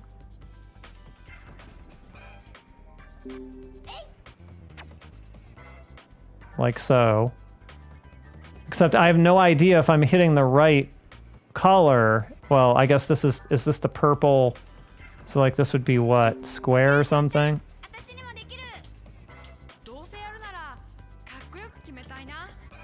Yeah, the color switching part is what I'm just not going to get. So yeah, watch your timing on the block. That's obvious.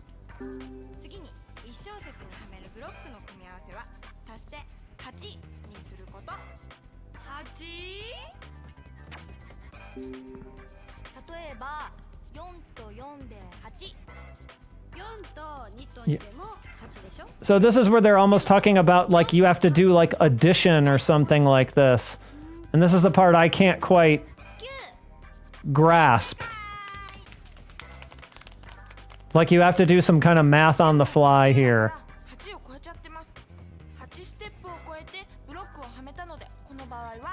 My eyes are already glazing over. I'm sorry, girls.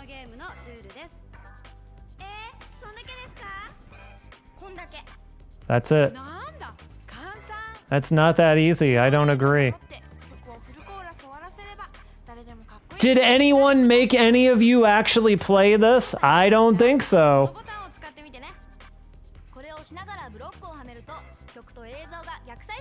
Okay, you can kind of do reverse. Repeat.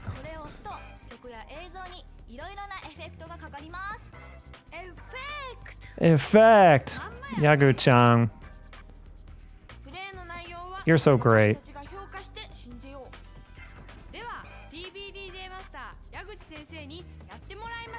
Yaguchi-sensei. She's the gamer.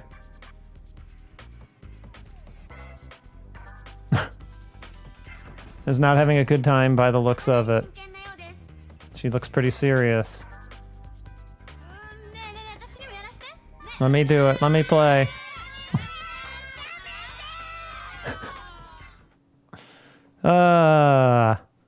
Alright, let's fail. It's time to fail. We'll do I Wish. Which just makes me think of the Lunacy song Wish, which is I'd rather be playing a rhythm game with that in it, but that's okay. We can't have everything. Alright. I will warn you, I am just not going to get far with this, because I don't really understand the rules. Okay, so I'm hitting buttons. Oh, okay.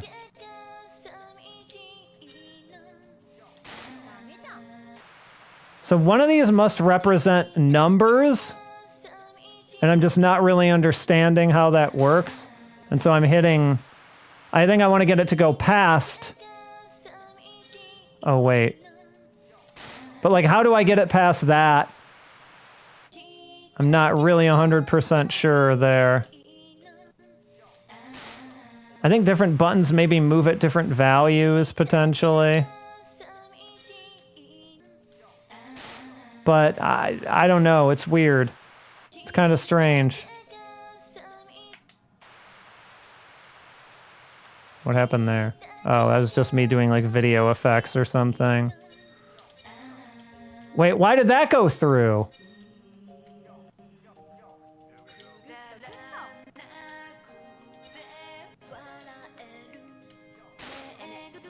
But why that button?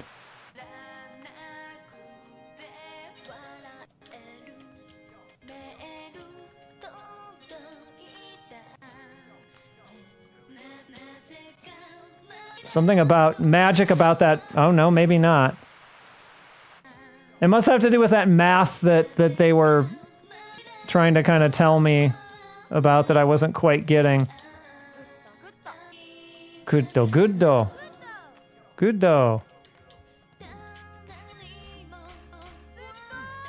And we're actually kind of doing it here, and I'm only using 2 buttons.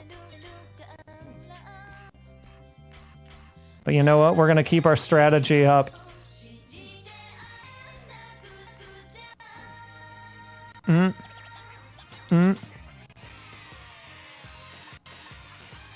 At least get to the chorus.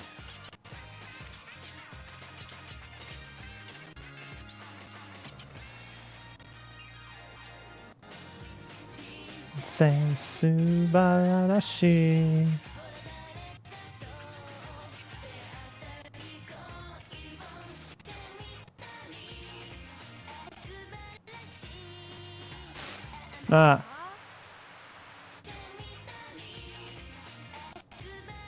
Anyway, this is kind of the idea.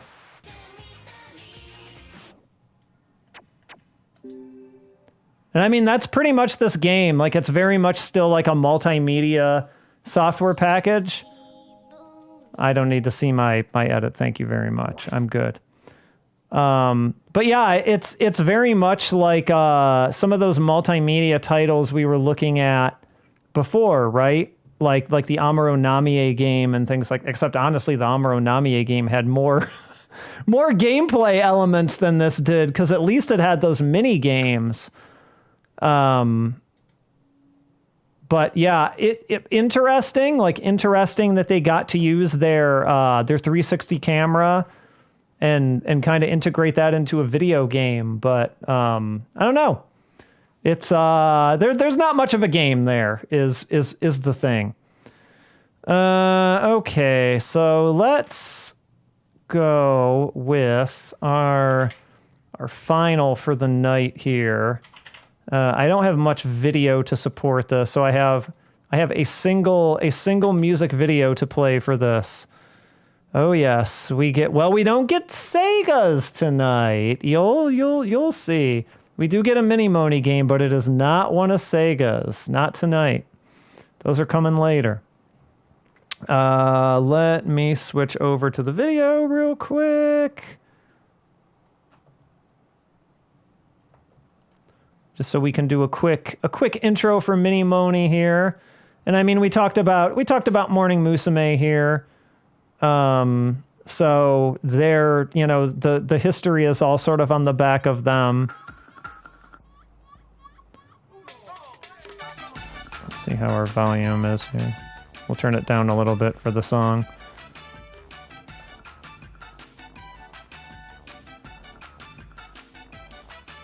All right. So MiniMoni was one of those offshoot groups that we mentioned earlier, right? Of which there were many, many, many in Morning Musume, like almost more than you can count. So MiniMoni was also formed in 2000, kind of, maybe the height of Morning Musume's popularity. But the concept for them was they were made up of the almost. The original concept was the original three, Yaguchan, Mari Yaguchi, Ai Kago, and Nozomi Tsuji, were the three shortest girls in Hello Project. They were all under 4'11". Yaguchan was just really short, and the other two were fairly young at this point, so yeah, they're going to be short. And then they added Mika Todd, the token American, who's wearing the American bandana there, because why not, I guess. Humorously, when I was trying to do interviews for this book, I had real grand ambitions that almost did not get realized at all. Like, I found some folks to interview, but I was thinking, oh, maybe I'll be able to interview, like, people from the music industry. No. I got completely ignored. I tried, I contacted Yaguchi's talent agency, so I was like, oh, it would be really cool to talk to her because she likes video games. I heard nothing back. The one person that I had some hope for was Mika Todd, because Mika Todd did not really do anything with Hello Project after MiniMoni. She just kind of dropped off of the face of the Japanese music industry. And it was talked about on message boards and things back in the time that, oh, she moved back to America and she became like a jazz singer or something like that. So I was like, okay, I wonder if I can find her on anything. And I can't be 100% sure, but I'm pretty sure it was her. I looked her up on LinkedIn, and I think, at least as of the time that I was doing the research for this book, I'm pretty sure Mika Todd is a software developer, which is good. I'm a software developer, so there's nothing wrong with being a software developer. It's just a very interesting career trajectory, that's all. And I did send her a message on LinkedIn and said, hey, would you be open to talking about MiniMoni? And I heard nothing back, unsurprisingly. A, who checks LinkedIn messages? And B, she may just want to put this all behind her, right? And I can't necessarily blame her for that. But yeah, and MiniMoni had some big hits. They were probably one of the more popular subgroups for Hello Project. But then they kind of tapered off. They changed members, and it just kind of became not the same. And eventually, I think they just saw the wisdom that they should end it. And they did end it. And like I said, MiniMoni has come back for little reunions over the years. Often not with the original members, because I don't think anyone but Yaguchi is involved in any way in Hello Project anymore. I think Ai Kago and Tsuji are not really having much of anything to do with Hello Project anymore, though I could be wrong about that.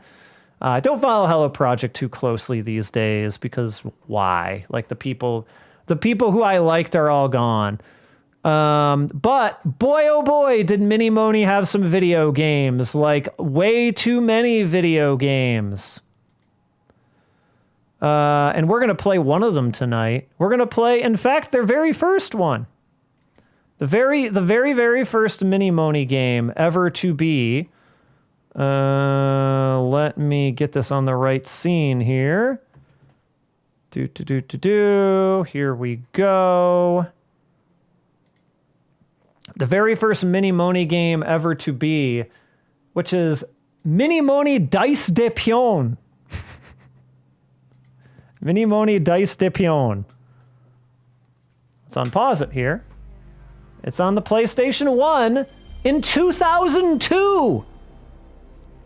This is well into the era of the PlayStation 2. 2 whole years into the era of PlayStation 2, in fact. So, why on the PlayStation 1? Well, you all probably know they were still making PlayStation 1 games, more years into the life of the PlayStation 2 than you may think. Yep, the Sega. This is MiniMoni's video game debut. This was from our friends at Konami, the Contra people, the Gradius people, the DDR people, depending on how young or old you are.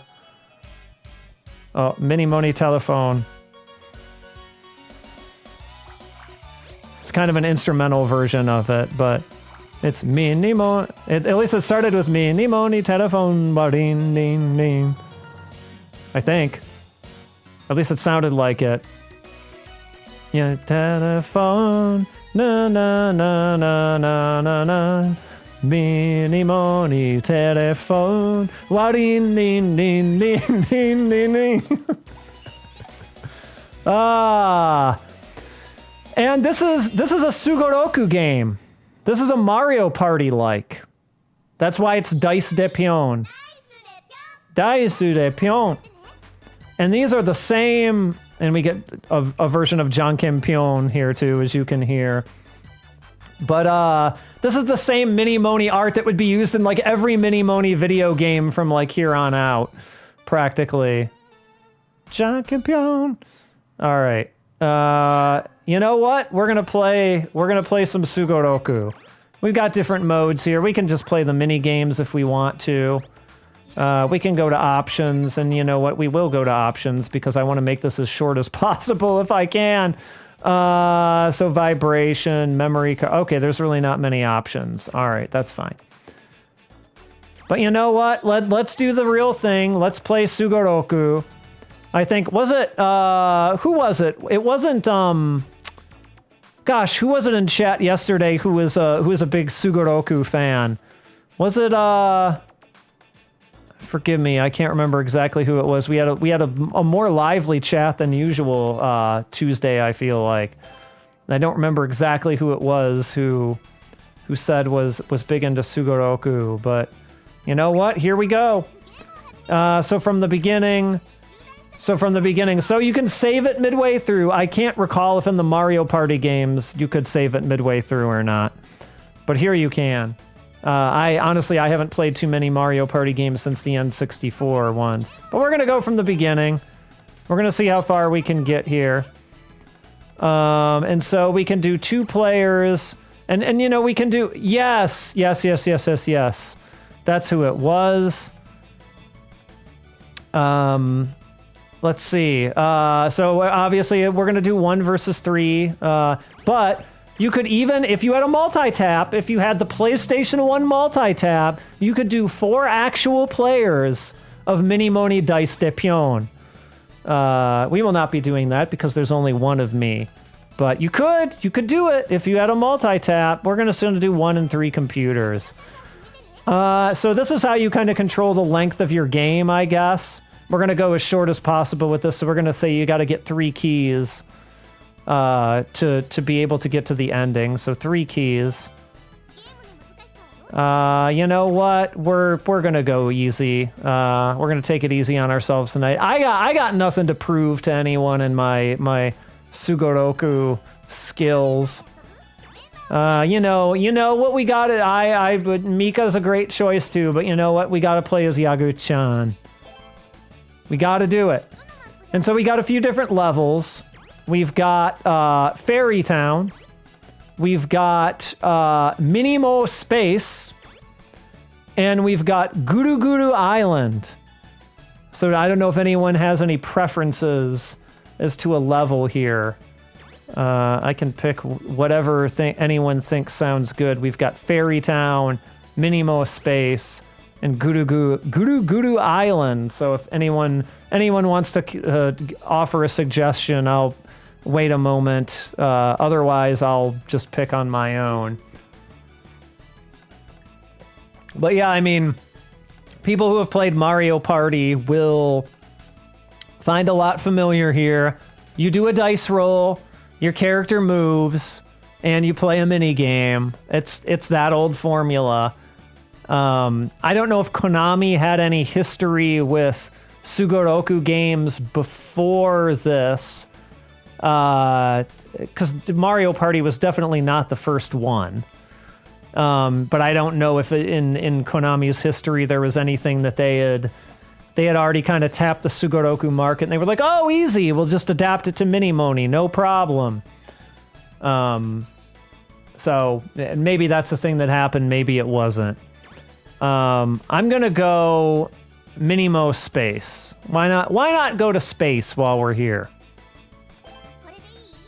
これでいいですよ. And here we go. It's a, kind of a simplified Mario Party board, I would say. All right, I go third.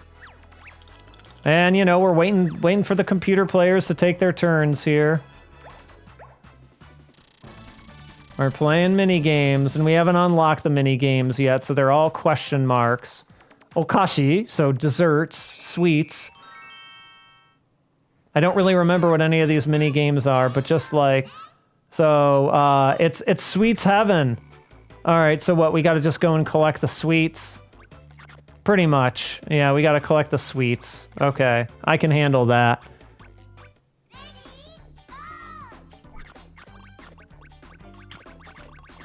Oh, it's hard for me to indicate this, but like, they're moving and you're just guiding them by changing directions. That's what this is.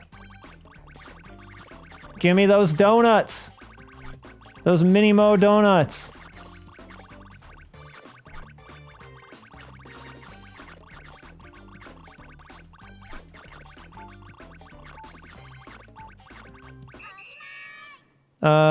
I did not win. Suji got way more desserts than I did.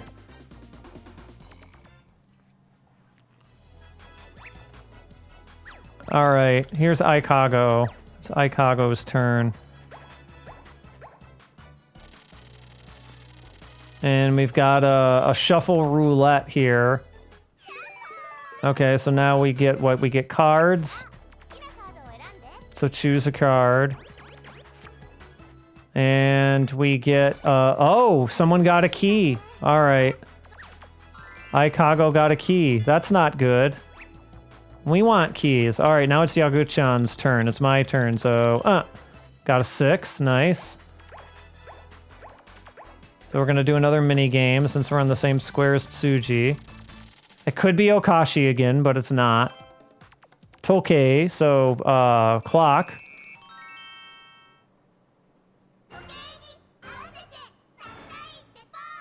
So hit something in accordance with the clock. Okay, so what? We gotta get it right on 12. Right when the minute hand's on 12. Okay, I can theoretically handle that. I was a little...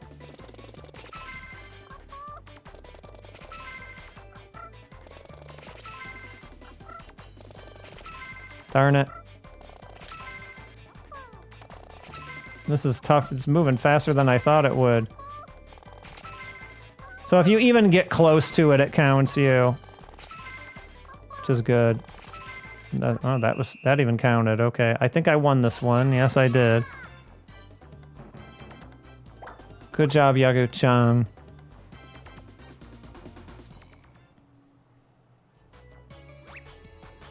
Now it's Mika's turn. She only rolled a 2. The American only got a 2. Figures.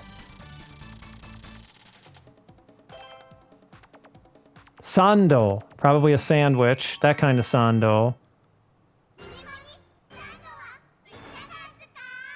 How about a MiniMoni sando? Oh, it's the old burger building game. They use this. I'm pretty sure they use this in Bishibashi. Like, oh, of course, yeah, Konami, I can't remember if it was before this or not, but Konami had Bishibashi. So Bishibashi was not Sugoroku particularly, but it was kind of similar, right? Okay, so we gotta use square X circle to build the burger correctly according to the picture. So, and they would use this in so many MiniMoni games. Oh, wait, hold on, what? Oh. Okay. Oops. Tomato is square. I am not fast enough at this.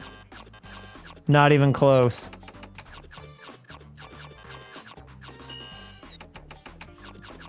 Because I haven't really internalized, like, what buttons are what. It's not hitting me fast enough. I'm constantly having to double check, so yeah, I suck at this game.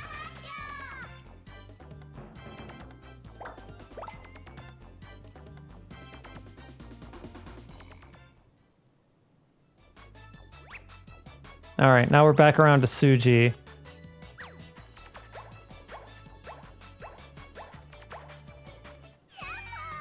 Suji's got another card. Or no, it was Aikago that got a card before. So Tsuji could get another key. Oh, she's got a heart piece. I don't remember what that does.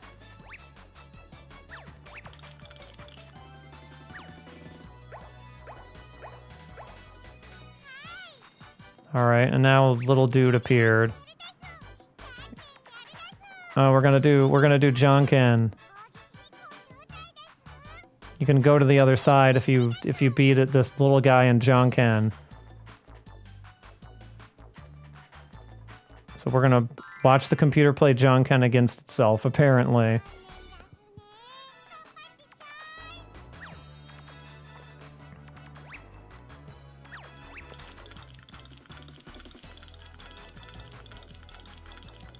Is this me? Oh, it is me. Alright, we landed on the... Okay, we get cards. Come on, key. Let's see. We're gonna... I like this one. Everybody goes back to the start!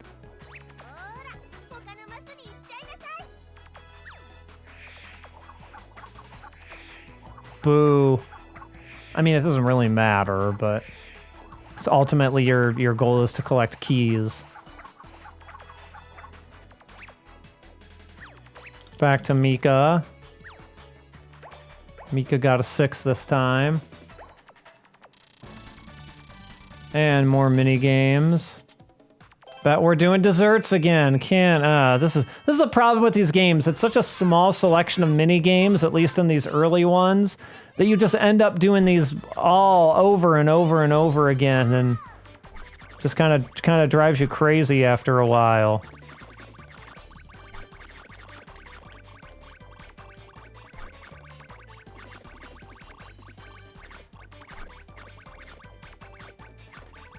Doing the donut loop.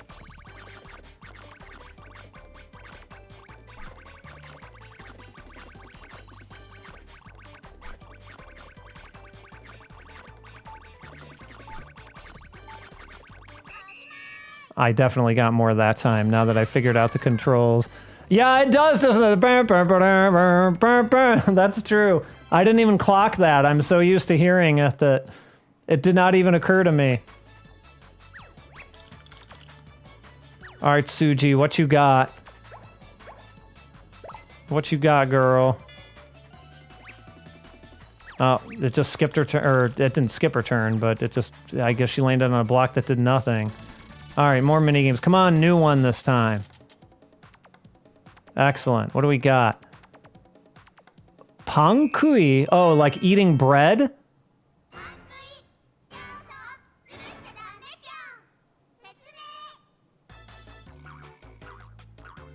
Oh, pankui? That's not at all. Oh no, it is. There's a bread up there. Okay, so you're jumping up to the bread. It's like it's a carrot and the stick, except it's all carrot. All right, so you're just hitting circle to kind of get your bounce going, so you can get up to that big. And the up arrow says cycle. All right. Yes, I get it. Okay.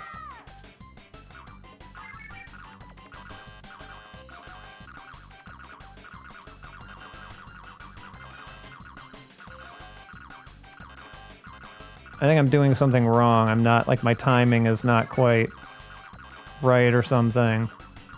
Maybe. Oh, I'm getting there, I'm getting there, I'm getting there, I'm getting there. Come on. I feel like I'm gonna get beaten, but... Oh, it went down, okay. God, come on, come on! I was the Oh, I was looking at the wrong character! Oh my god, I was looking at the wrong character. Wow, okay. You've seen it in the Azumanga Daioh, like, anime, or, like, in a game? I must have forgotten about that episode of Azumanga Daioh where they were jumping on a trampoline to get a loaf of bread. Alright, it's the clock again.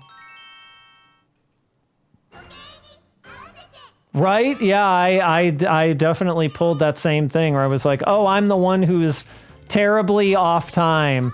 Because I'm just looking at the wrong... Po. Oh, they had it in the sports festival. Okay. I must have seen it, because I'm pretty sure I've seen every episode of Azuma... Oops. That was just... Oh my god, it gets pretty fast.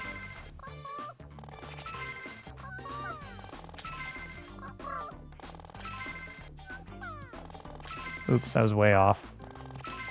Also way off. But I tied.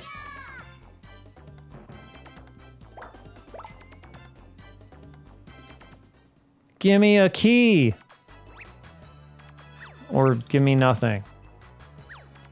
Mika's turn. This guy, this dum-dum, that he's got to play Junken against again, I guess. But you can't get over to the other side if you don't beat him. Junken.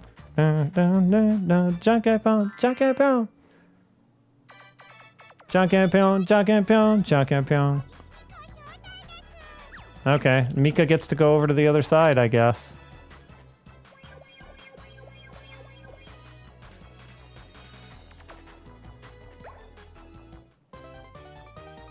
Oh, got a heart. Oh, oh, wait. Okay. It's just Mika and me. Dance. We're competing in dance. I think this is some kind of a rhythm mini game. We're gonna dance the MiniMoni dance. Okay. So, let's see. We're gonna do... Oh, it's their... This would later get packaged as like an actual game. We'll look at that in probably next week. But yeah, I guess they figured it out here. Because, again, Konami, the DDR people. So... In this game, I don't think MiniMoni actually did their own voice work. I think this is just, yeah, normal video game voice, not specific people voice. None of these sound like... I would recognize Yaguchi a mile away. In some of the later ones, I think their actual voices are in there. I could be wrong about that. But in this one, yeah, this was budget as heck. This was a PlayStation 1 game in 2002. Nobody was spending money on this. All right.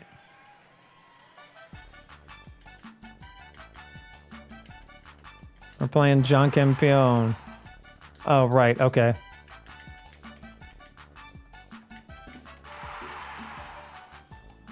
Burr, burr, burr, burr, burr. It's the non-vocal version, of course, because why could Konami get the license to something like this? That's insane. Even though they have MiniMoni licenses, pay for music rights? What are you, nuts? You gonna da Pyon. Ba ba ba ba do do sabago. Ba ba ba ba ba ba ba ba Pyon. Ba ba ba ihira Pyon. Shigyu o nomu no da Pyon.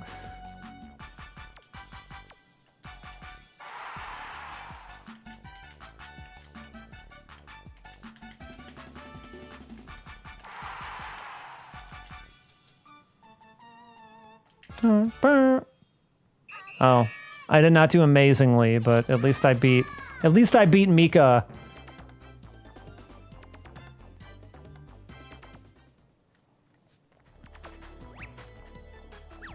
And what did I get for it? Nothing.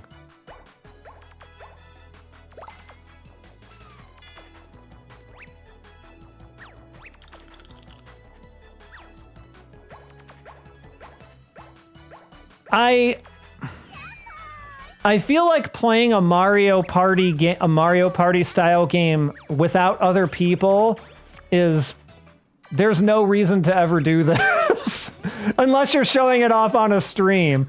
Like, I feel like you've really hit some kind of rock bottom if you're just sitting here playing a Mario Party game yourself against the computer. I can get doing it with people. I get that.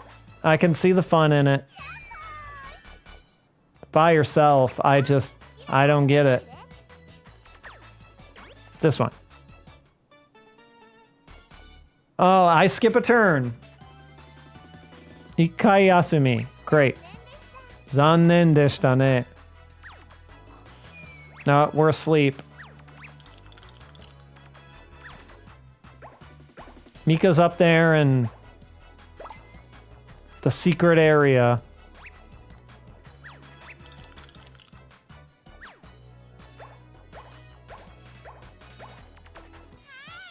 And now let me guess, we get to play John Ken and go up there again if you win against this jerk.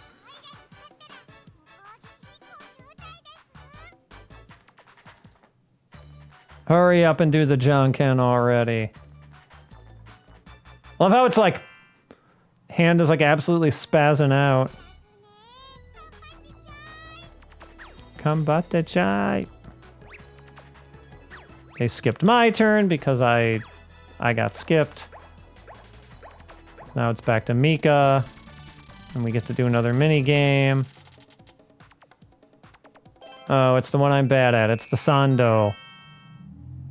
Even though, I'm sorry, this is Baga. It's not Sando. It's clearly a Baga, right?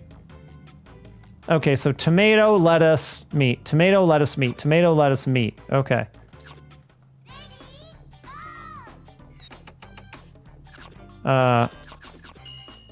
Oops.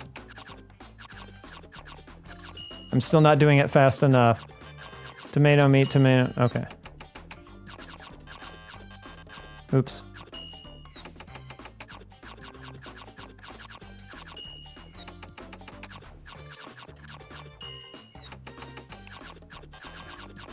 Oops. Okay.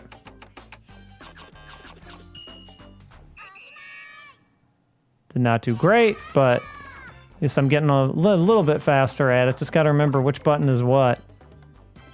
But not a Sando. That is no Sando. I don't agree with that.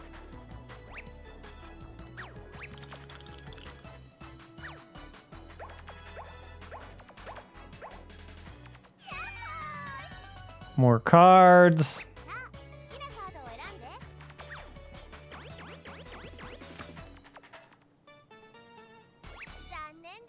Oh my god, please someone get more keys so they can win this game. Ah.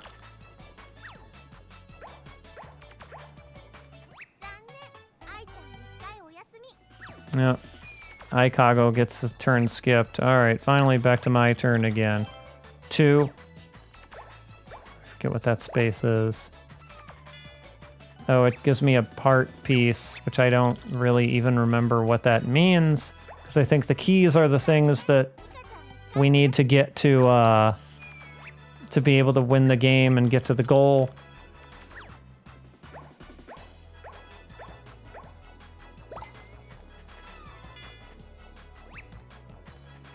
Oh, already back to me. This is John Ken again. Alright, finally we get to play John Ken. Hi, hi, hi. Hi.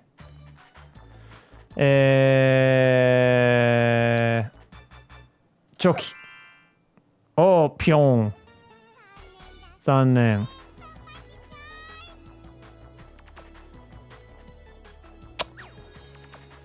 What a jerk.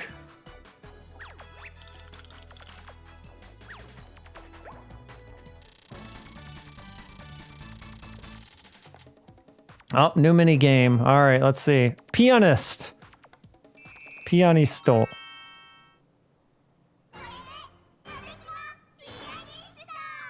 With this, I can be a pianist too. All right, so yeah, you're guiding them over to the right. I swear to God, they reused some of these they reused things from Bishibashi in this, because I swear this was in Bishibashi too. That's a good idea for some streams too. We gotta do some Bishibashis. It's wait.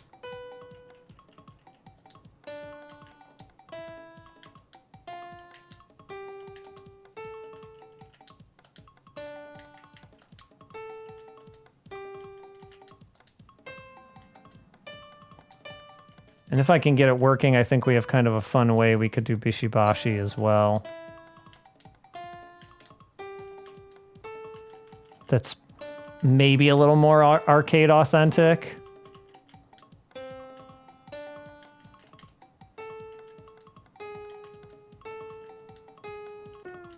Brrr! Somebody needs to tune that piano.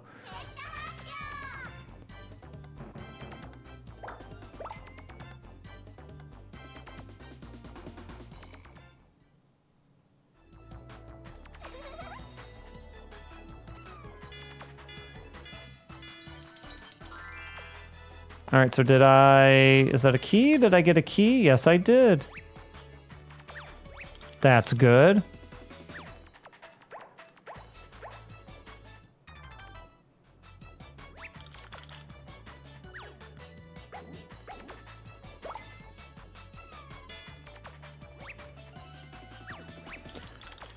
Makes me wonder if there were Sugoroku arcade games. Like, this does not seem like the type of thing that would lend itself to being, you know, like, arcade games don't like to be long-playing games, right? So I don't know. Bishibashi was Afuro.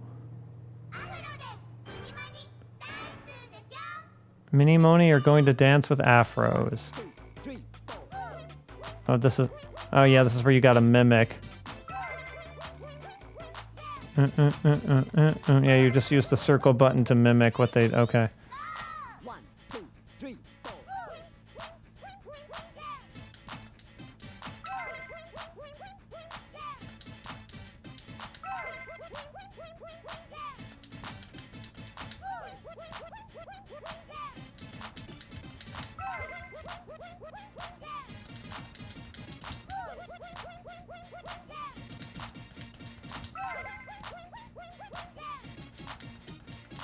I'm not getting this.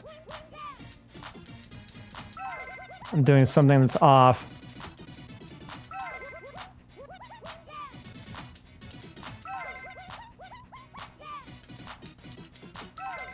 I don't know why. Maybe I'm not starting at the right time.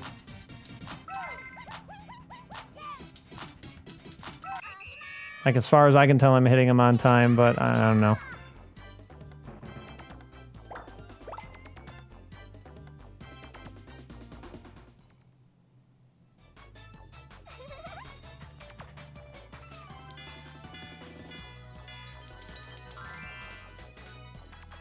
And so now Mika has a key as well. Basically everyone but Tsuji has 1 key. I think a single person needs to get to 3 if I remember correctly. Come on, key. Oh, -1 to her key. Okay.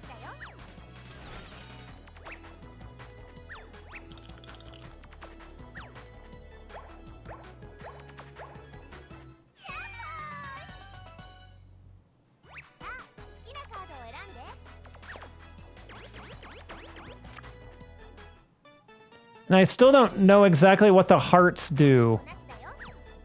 I don't know that they particularly explain that.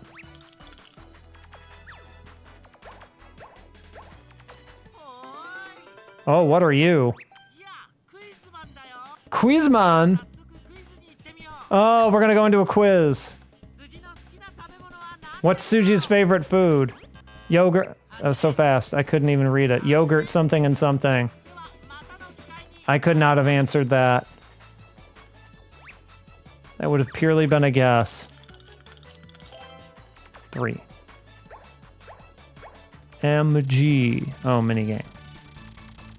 And... oh, it's the same one we just did. Yay. I just... why even do a game like this if you're gonna put that few mini-games in it?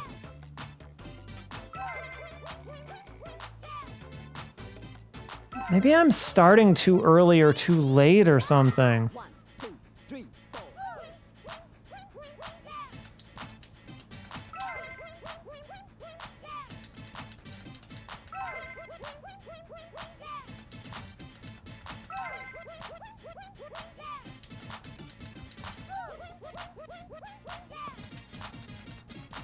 Okay, that one I actually messed up, but...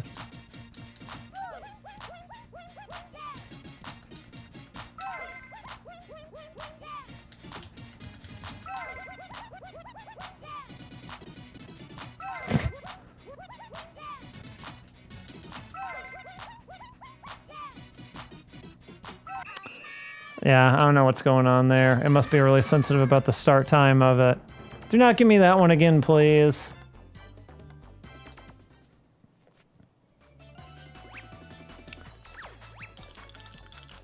Like, unlock some of the other ones, for God's sake.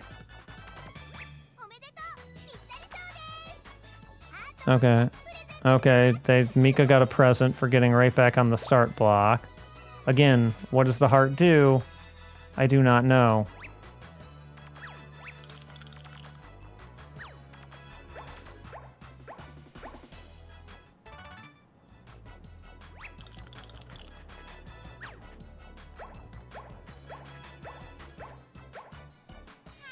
I think, though they would use several of these MiniMoni, several of the mini games found here in later MiniMoni games, none of them would be Sugoroku like this again. There was like a Game Boy Advance one, which we'll probably not play on the stream, but it's like you're kind of just moving around in this map and you're opening chests. You're kind of doing the same thing, except you're not playing a board game. You're just like moving around a level and collecting things and avoiding obstacles and things like this. But it's essentially the same mini games and the same idea, the same goals, just. But they definitely got their mileage out of the mini games that they worked on for this, for sure. Especially since Konami handled a lot of these. Sega handled some, but. Okay, somebody got 2 keys. Aikago got 2 keys. And I'm back on the start as well. So what do I get? Give me a present. Okay, you gave me a heart, and I don't know what it's for, but that's fine. There it is, 2 hearts.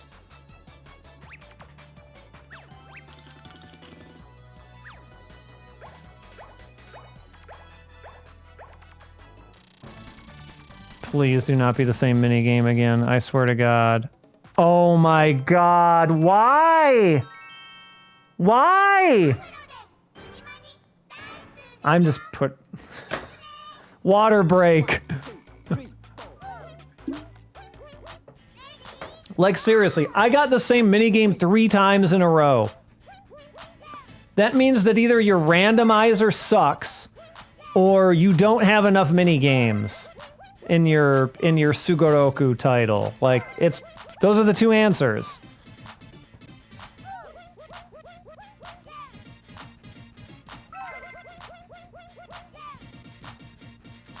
Like, I mean, maybe the original Mario parties were this devoid of mini games, but like in my mind, they weren't coming up this frequently. But again, it's been the modern Mario Party games are obviously full of a ton of different ones, so I don't think you're really going to be playing too many of the same ones in the same game. But back then, oof, oof, yuck.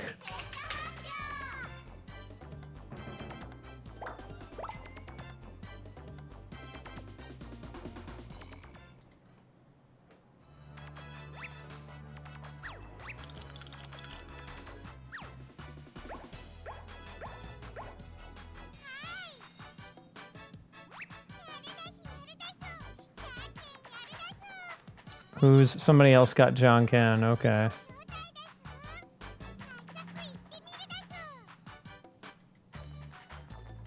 Burr, burr, burr, burr, burr. Burr, burr, burr, burr, burr, burr, burr, burr.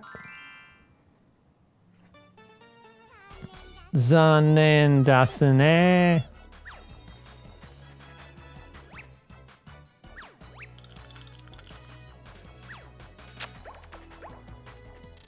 I swear to God. If it's the same mini game again. It almost was. It almost was. This is Pyon.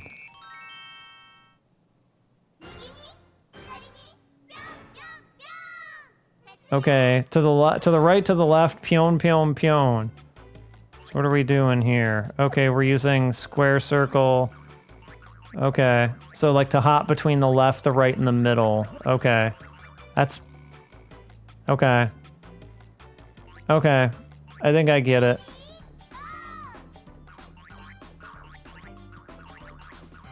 But why? To what end?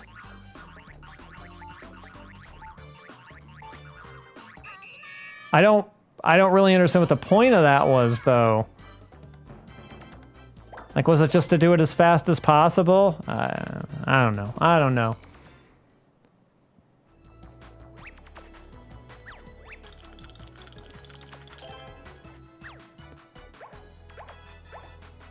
And... Oh, I get another roll. Okay. Good.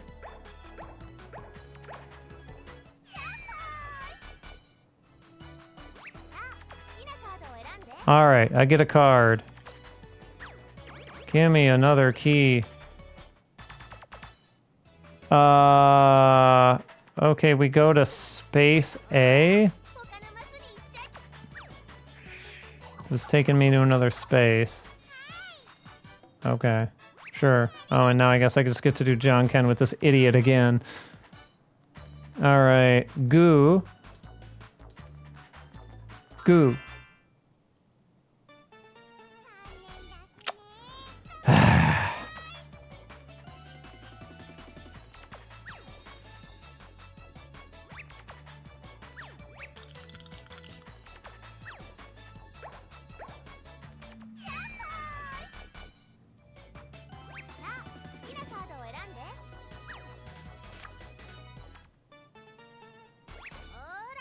Going back one space.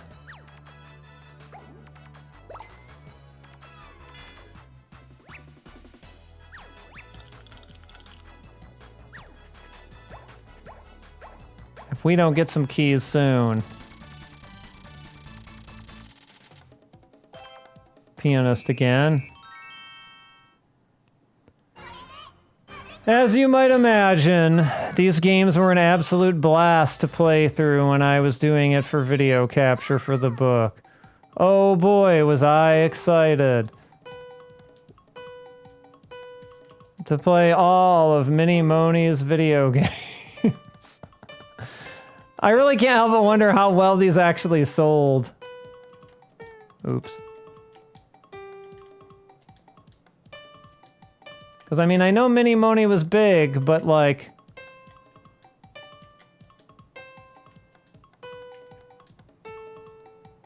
big enough to sell on some of this stuff? I don't know. I don't know. I'm not convinced of that. I'm not really sure that many copies of Dice de Pyon made it into homes.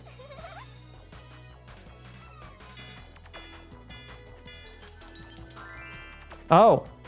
Oh, hearts get converted into a key.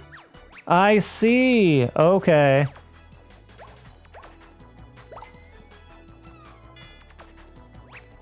So you build up enough of them, you just get a key for free. I can get behind that. Alright, key. Come on, key. This one. No! Ah, I lost the key. Amo.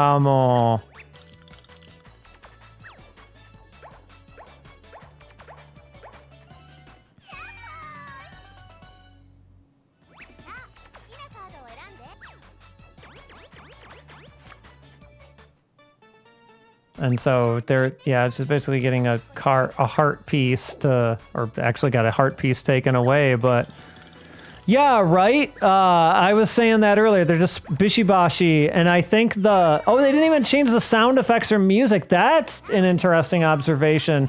It had been a while since I played the ones in bishibashi. Wow, so I guess, I couldn't remember when those games came out in relation to this, so I guess they probably came out first. So yeah, they were just cashing in. They were like, oh, we'll make the Sugoroku part and we'll just reuse the Bishibashi mini games. Yeah, I totally remembered many of these from Bishibashi. It just took me a little while to get to that realization. But at least in Bishibashi, it was a unique game each time by design, and this one, it's just, you just get the same ones over and over again. Yeah, I mean, now that you say that, I remember playing this one in there, too. In Bishibashi.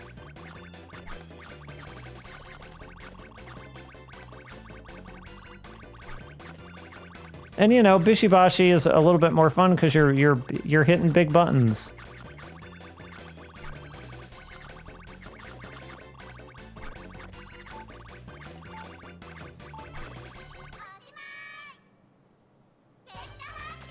Yeah, and I think I actually had problems figuring out when to start on it on Bishibashi too, now that you mention it. Yeah, some of this stuff is really unlocking for me now that you point that out specifically. I don't want to play John Ken again.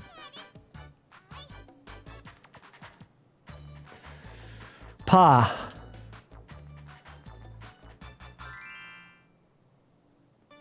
Beats me every time, I swear. Reading the inputs. Computer, reading the inputs, just like always.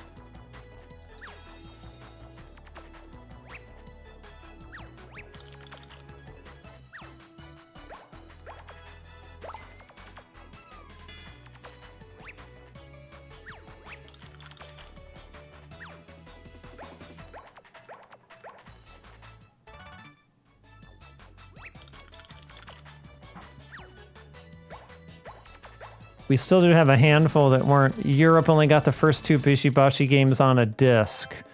I think I have all the PS1. Oh, we got a new one. Mame no Ki. Bean Tree? Oh, I remember this one from Bishibashi too. Oh my gosh. You're absolutely right. I think I have, were there 3? Accounting like Tatakai Salaryman or whatever. I think there were like 3 or something on the Japanese PS1. I'm pretty sure I have them all down there. Because last I checked in MAME, some of those Bishibashi games are not emulated correctly. Like the ROM dumps they have are like bad or incomplete or something like that. Wait, am I not? Why is the button not working? What?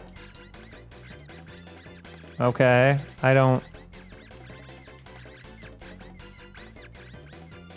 know what I did wrong there.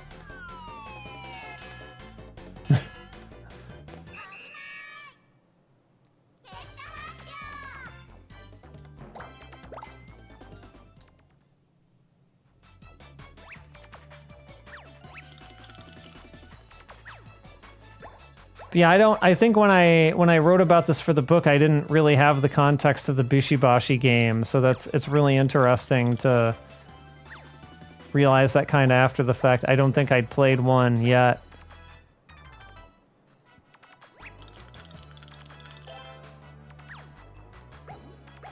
No, we're going back that way, okay.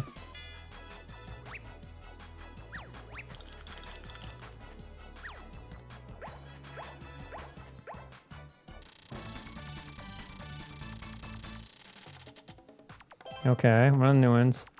Isho.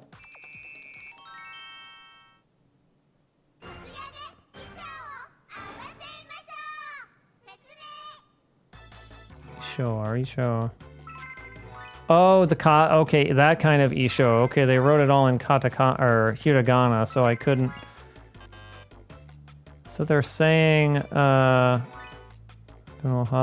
So you finding the odd one out? Is that the one that doesn't belong? Yeah, you are. Okay. So I assume it's just... It's these 3 buttons, okay.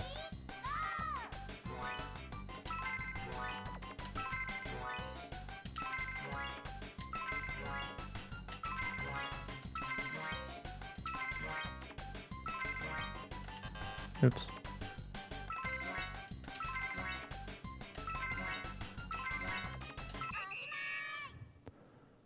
Played the English arcade Bishibashi. It was 3 players and had different names for levels. It was all Bishibashi 2 on PS1 levels. It was called Hyper Bishibashi on European. Okay, so there's like a slightly confusing lineage here. Yeah, I know some of them had official English language versions and some of them didn't. I did the research on this a while back, so I don't remember all of the facts anymore. But yeah, those games have kind of a weird history. Oh man, everybody's just losing keys. This is not boding well for this game ever ending. Which at this point, I'm really ready for it to be over. Okay, we're literally playing the same game again. Great. Two the exact same one in a row. Good job. All right. I'm going to pay a little more attention here to see what exactly I missed. Oh, you're alternating. I see. Okay. I got it. There we go.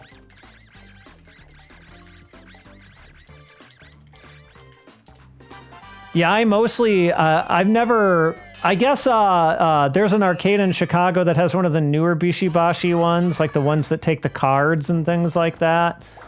But as far as the classic Bishibashi ones, I've only ever played Japanese versions that show up at like fighting game events sometimes. Like some of the arcade providers will bring a Bishibashi, you know, just for fun.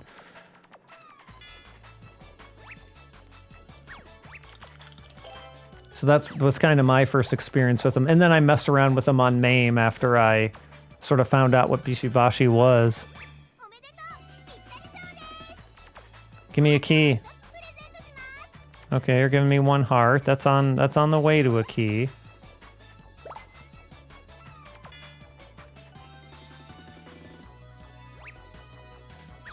See if I can actually reach 3 keys here.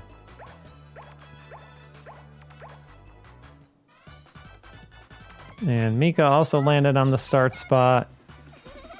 Give her a thing. So is it 2 hearts that get converted into, I guess maybe 3 hearts that get converted into a key. Oh yes, play John Ken with this weenie. Go on.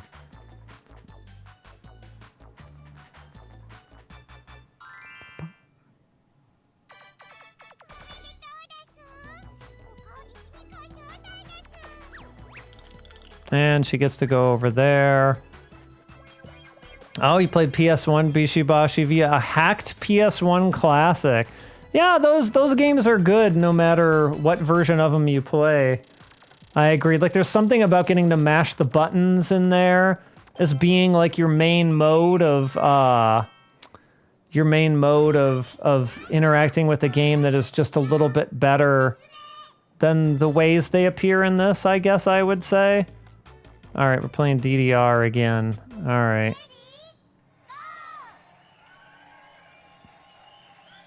Wish they'd give me a different song, though. Oh, wait, this is not me playing. Okay. Can I just... I really have to watch them do this? Okay, great. I'm just going to put the pad down for a minute. Yeah, Konami does have some weird English versions. I didn't know there was an English Sexy Parodius. I'll admit.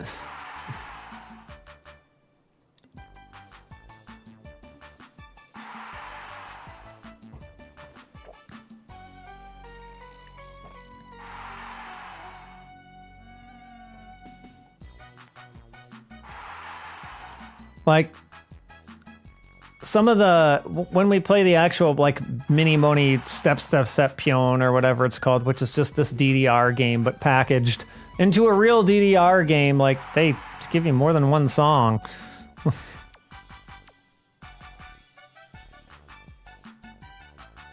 Wouldn't have killed them to give you a little more variety here, even though I realize it's not the focus of this particular title.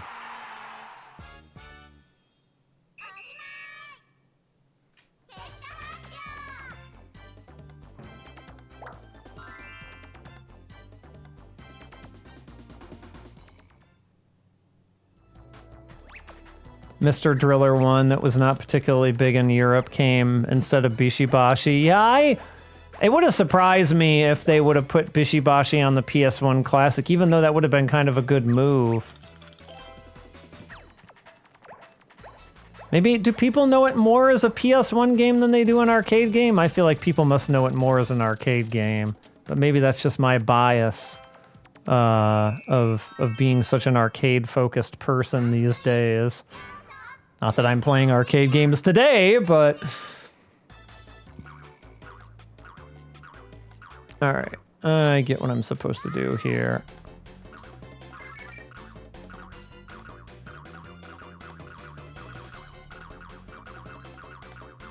Give me that bread. I got the bread! Now that I was actually looking at the right character.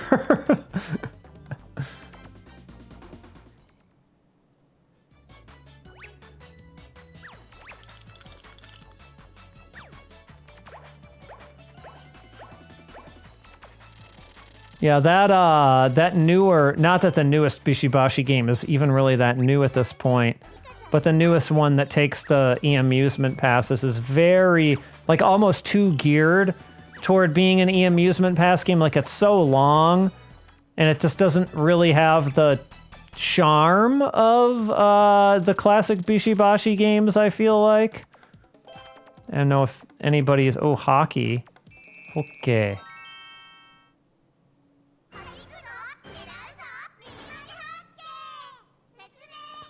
In Europe, yes, it's classed as a PS. Okay, so... I mean, that makes sense. It's just more well-known there for being on that platform. Haha. Oh.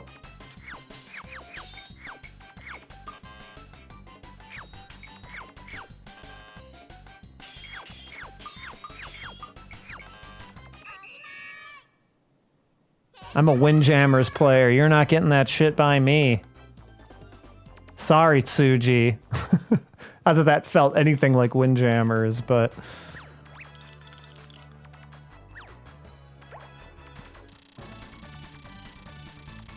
What do we got this time? Oh, we got another new one. We still got some new ones left. Oh, sushi! What are we doing with the What are we doing with the sush?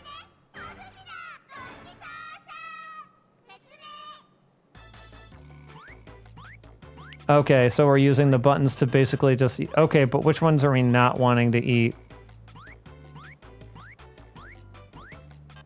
Oh, the ones that have X. Okay. So the X... Okay. I think I get it. Alright. Oh, I see. Okay.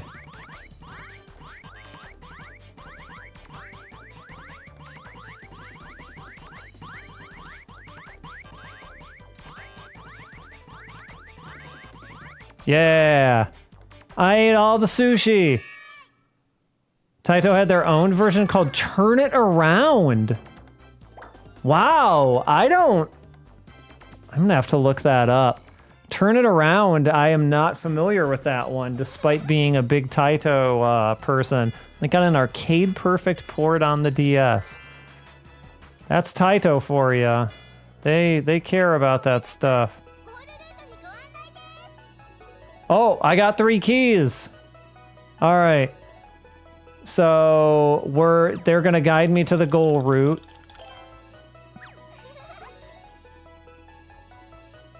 Here we go. We're on the goal route. And so now I think we got to get the exact right roll or something like that. Remade on a Wii called Fudu Fudu Park. I remember hearing the title Fudu Fudu Park, but I don't think I ever played it. Interesting. A remake of it. Fudu Fudu Park. Fudu Fudu because you're shaking the Wiimote, and Fudu Fudu is shake. Pududun. Okay, this is a new one, I think. Pududun. Oh. Okay. And then you're basically going, okay, and you're just, all right, I get it.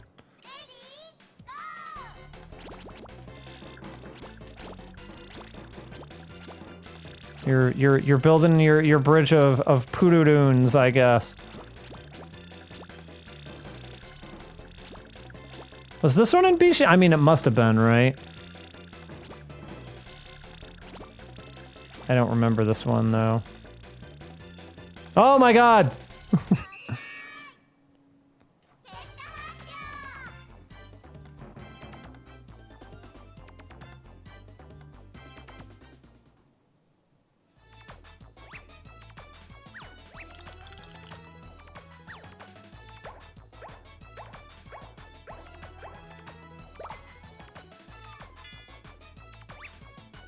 Alright.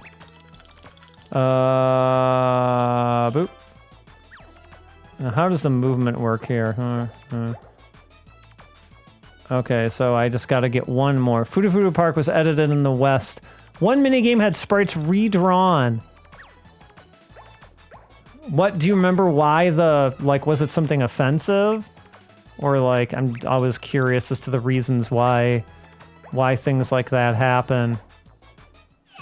I'm guessing it was something deemed not acceptable for a Western audience.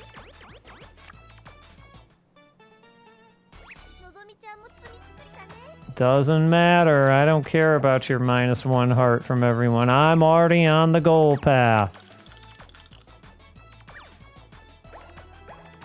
But I think I might need to roll exactly a 1 to get in. I'm not 100% sure on how this works. So, what happens if I do 6?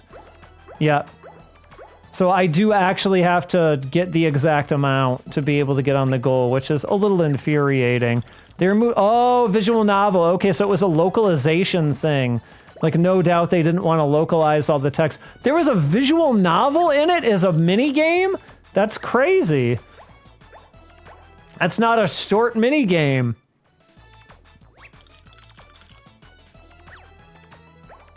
Unless it was a very short visual novel, of course. Then I guess it would have been a short minigame. But in which case, why would they have had a problem with localizing the text if it was short? You know, it would have been no problem. It's weird.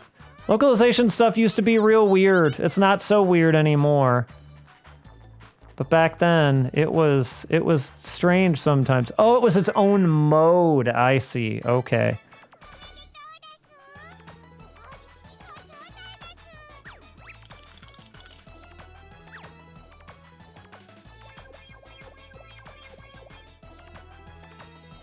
I wonder, that's a interesting thing to include in a what's ostensibly a mini game collection, though, is you got a visual novel in there, huh? Okay.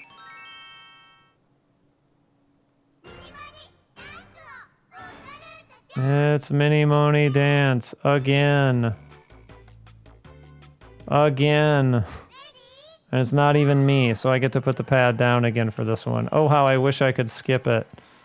But I can, to hear goddamn Junk and Pyon again for the, what feels like the 500th time! But I'm so close to winning, I kinda wanna see if I can play it out here.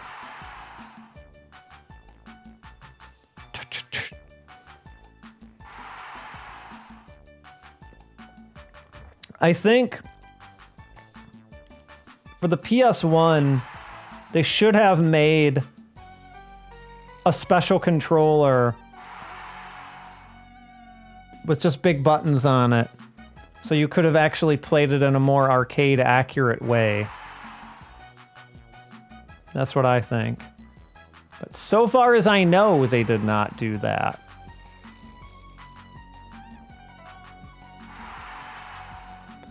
A minigame called Evil Warlord. You're some guy spinning women in dress to I see. Okay. So it was the state of undress thing that they were afraid was going to be taken the wrong way. I get it.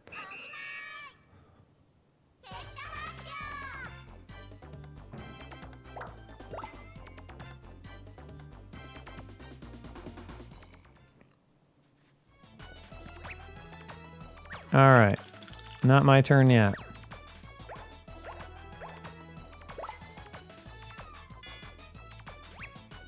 There we go. All right, so we need a 3. 6 every time. Now we need a 4. And so this is the absolutely maddening part. So now I have to sit through everyone else's turns.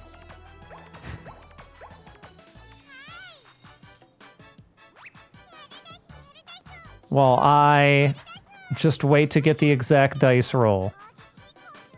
That's left uncut in the DS version worldwide. Both have the same age rating. I feel like it might have just been time passing, maybe? And that becoming more, like, people caring about that sort of thing less?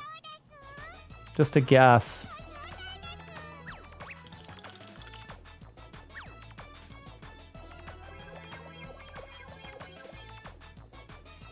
And they're still fooling around in the special area. But I guess if somebody else does manage... I mean, nobody else is really even close to the amount of keys that they need to get in there. Yokodori Taisen. Okay, we get a new game. Keiki. Cake. We're just eating the cake, I think. If I remember correctly. I won't lose when it comes to cake. Oh, this. Okay. Yeah, this was totally a Bishibashi thing, too. I absolutely remember this one. This is not me playing, but...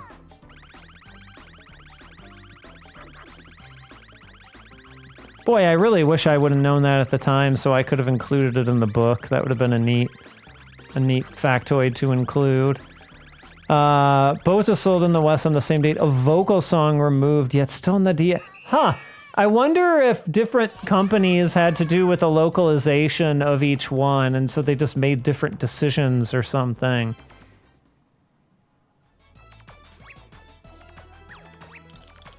Or different people were in charge of those different projects or something like that.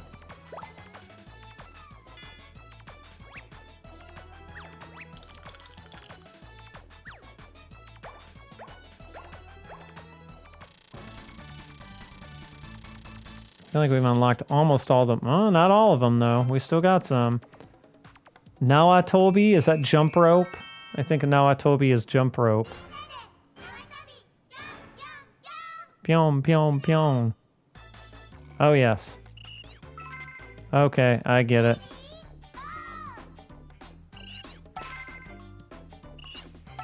Oops.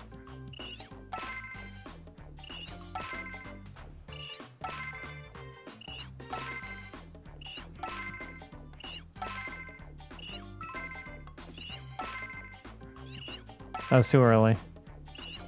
You slowed it down on me.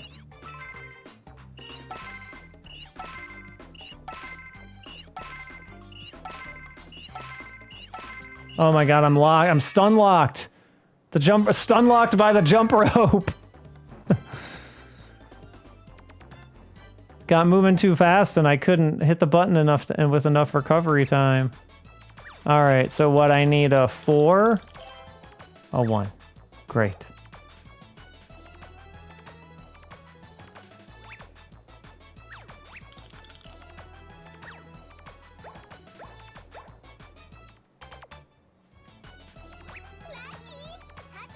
Oh, gets a heart. Still not enough to get you a key, I don't think. Poor Mika.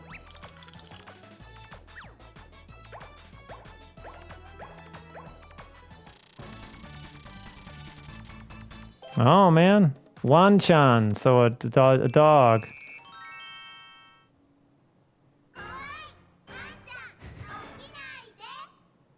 Don't wake up the scary dog. Oh, this was totally a... Yeah, I remember this one from Bishibashi. Absolutely. Okay.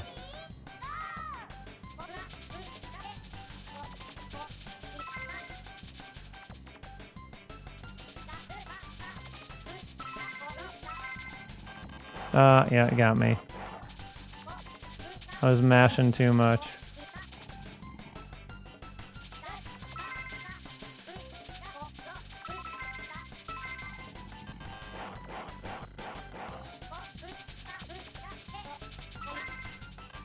Ah, I hit it a little too late there. Still, I got the best score. Ah, Shikigami 2. What a classic localization choice Shikigami 2 was. Boy, oh boy. There'll never be anything like that. If anybody doesn't know about Castle of Shikigami 2, they should really look up some videos about that. Yeah, I'm pretty sure I remember the jump rope being in one of them. I'm almost certain of it. That's way too many. And now we're back to needing 4 again. One day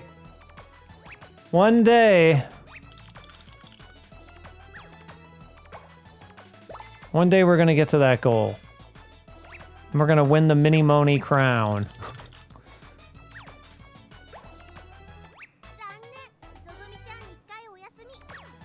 Oh, Nozomi's getting a turn skipped.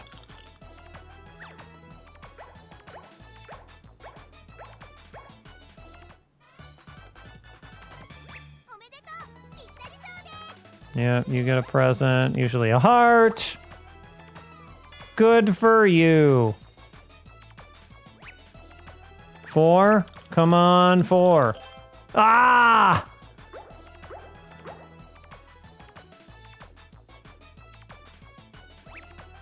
So close.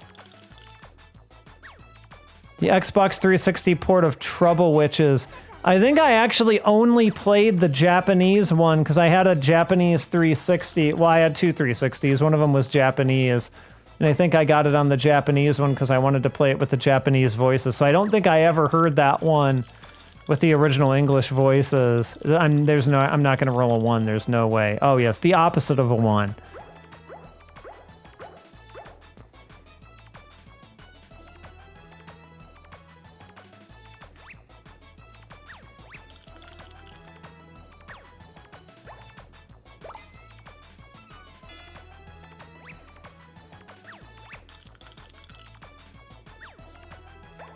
Where was that one when I needed it, I ask you?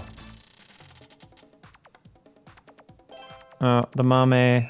Climbing the tree. The old mame tree.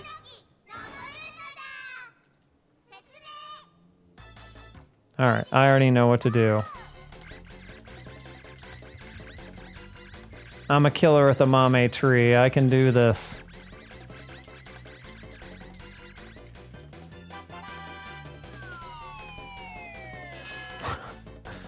The edamame just falls down and knocks them off.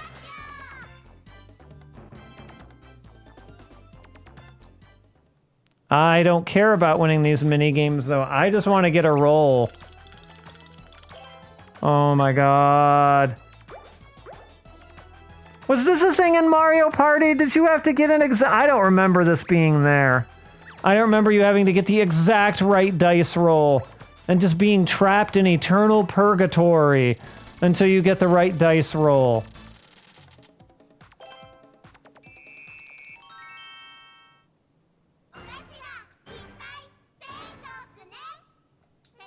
Sweet paradise.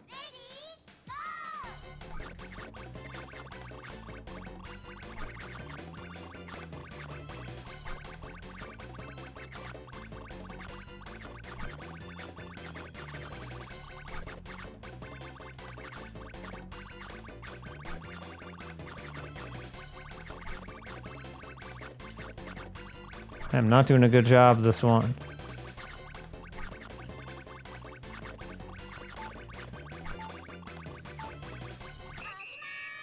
Oh, I pulled out. Yep, the RC car. It's totally that one. Trouble Witch is Neo. The later one, Origin, kept the... Yeah, I think the one I played on 360 was the first one that they did, I'm pretty sure, way back in the day. I played quite a bit of it. It was a pretty solid shooter.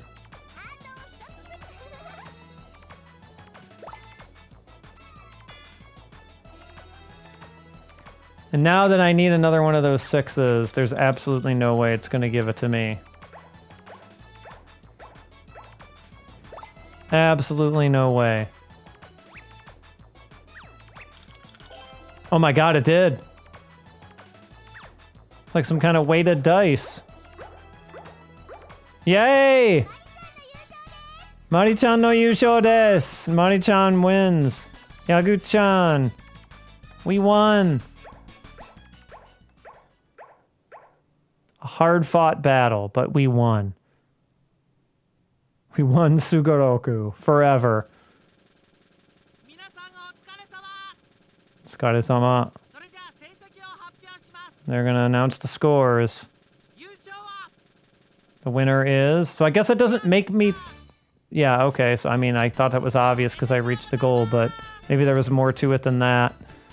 But no, it's just 3 keys, so yeah. Yatta! Yay! Like, they could have had a voice sample from them in here or something, at least. Like, what, they couldn't get the MiniMoni girls in the studio or something? Second place was Tsuji-san. Meh. Third was Kago-san. She's not gonna lose next time. And in last place was the American, Mika.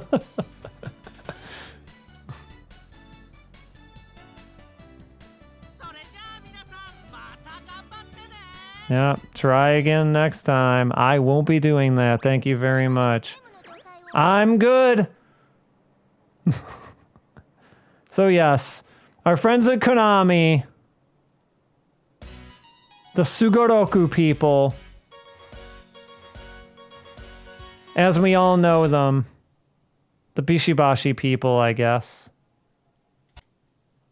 as was pointed out today. Thank you for the thank you for filling in the gaps in the history of that with Bishibashi. That was actually really, really enlightening, to be honest.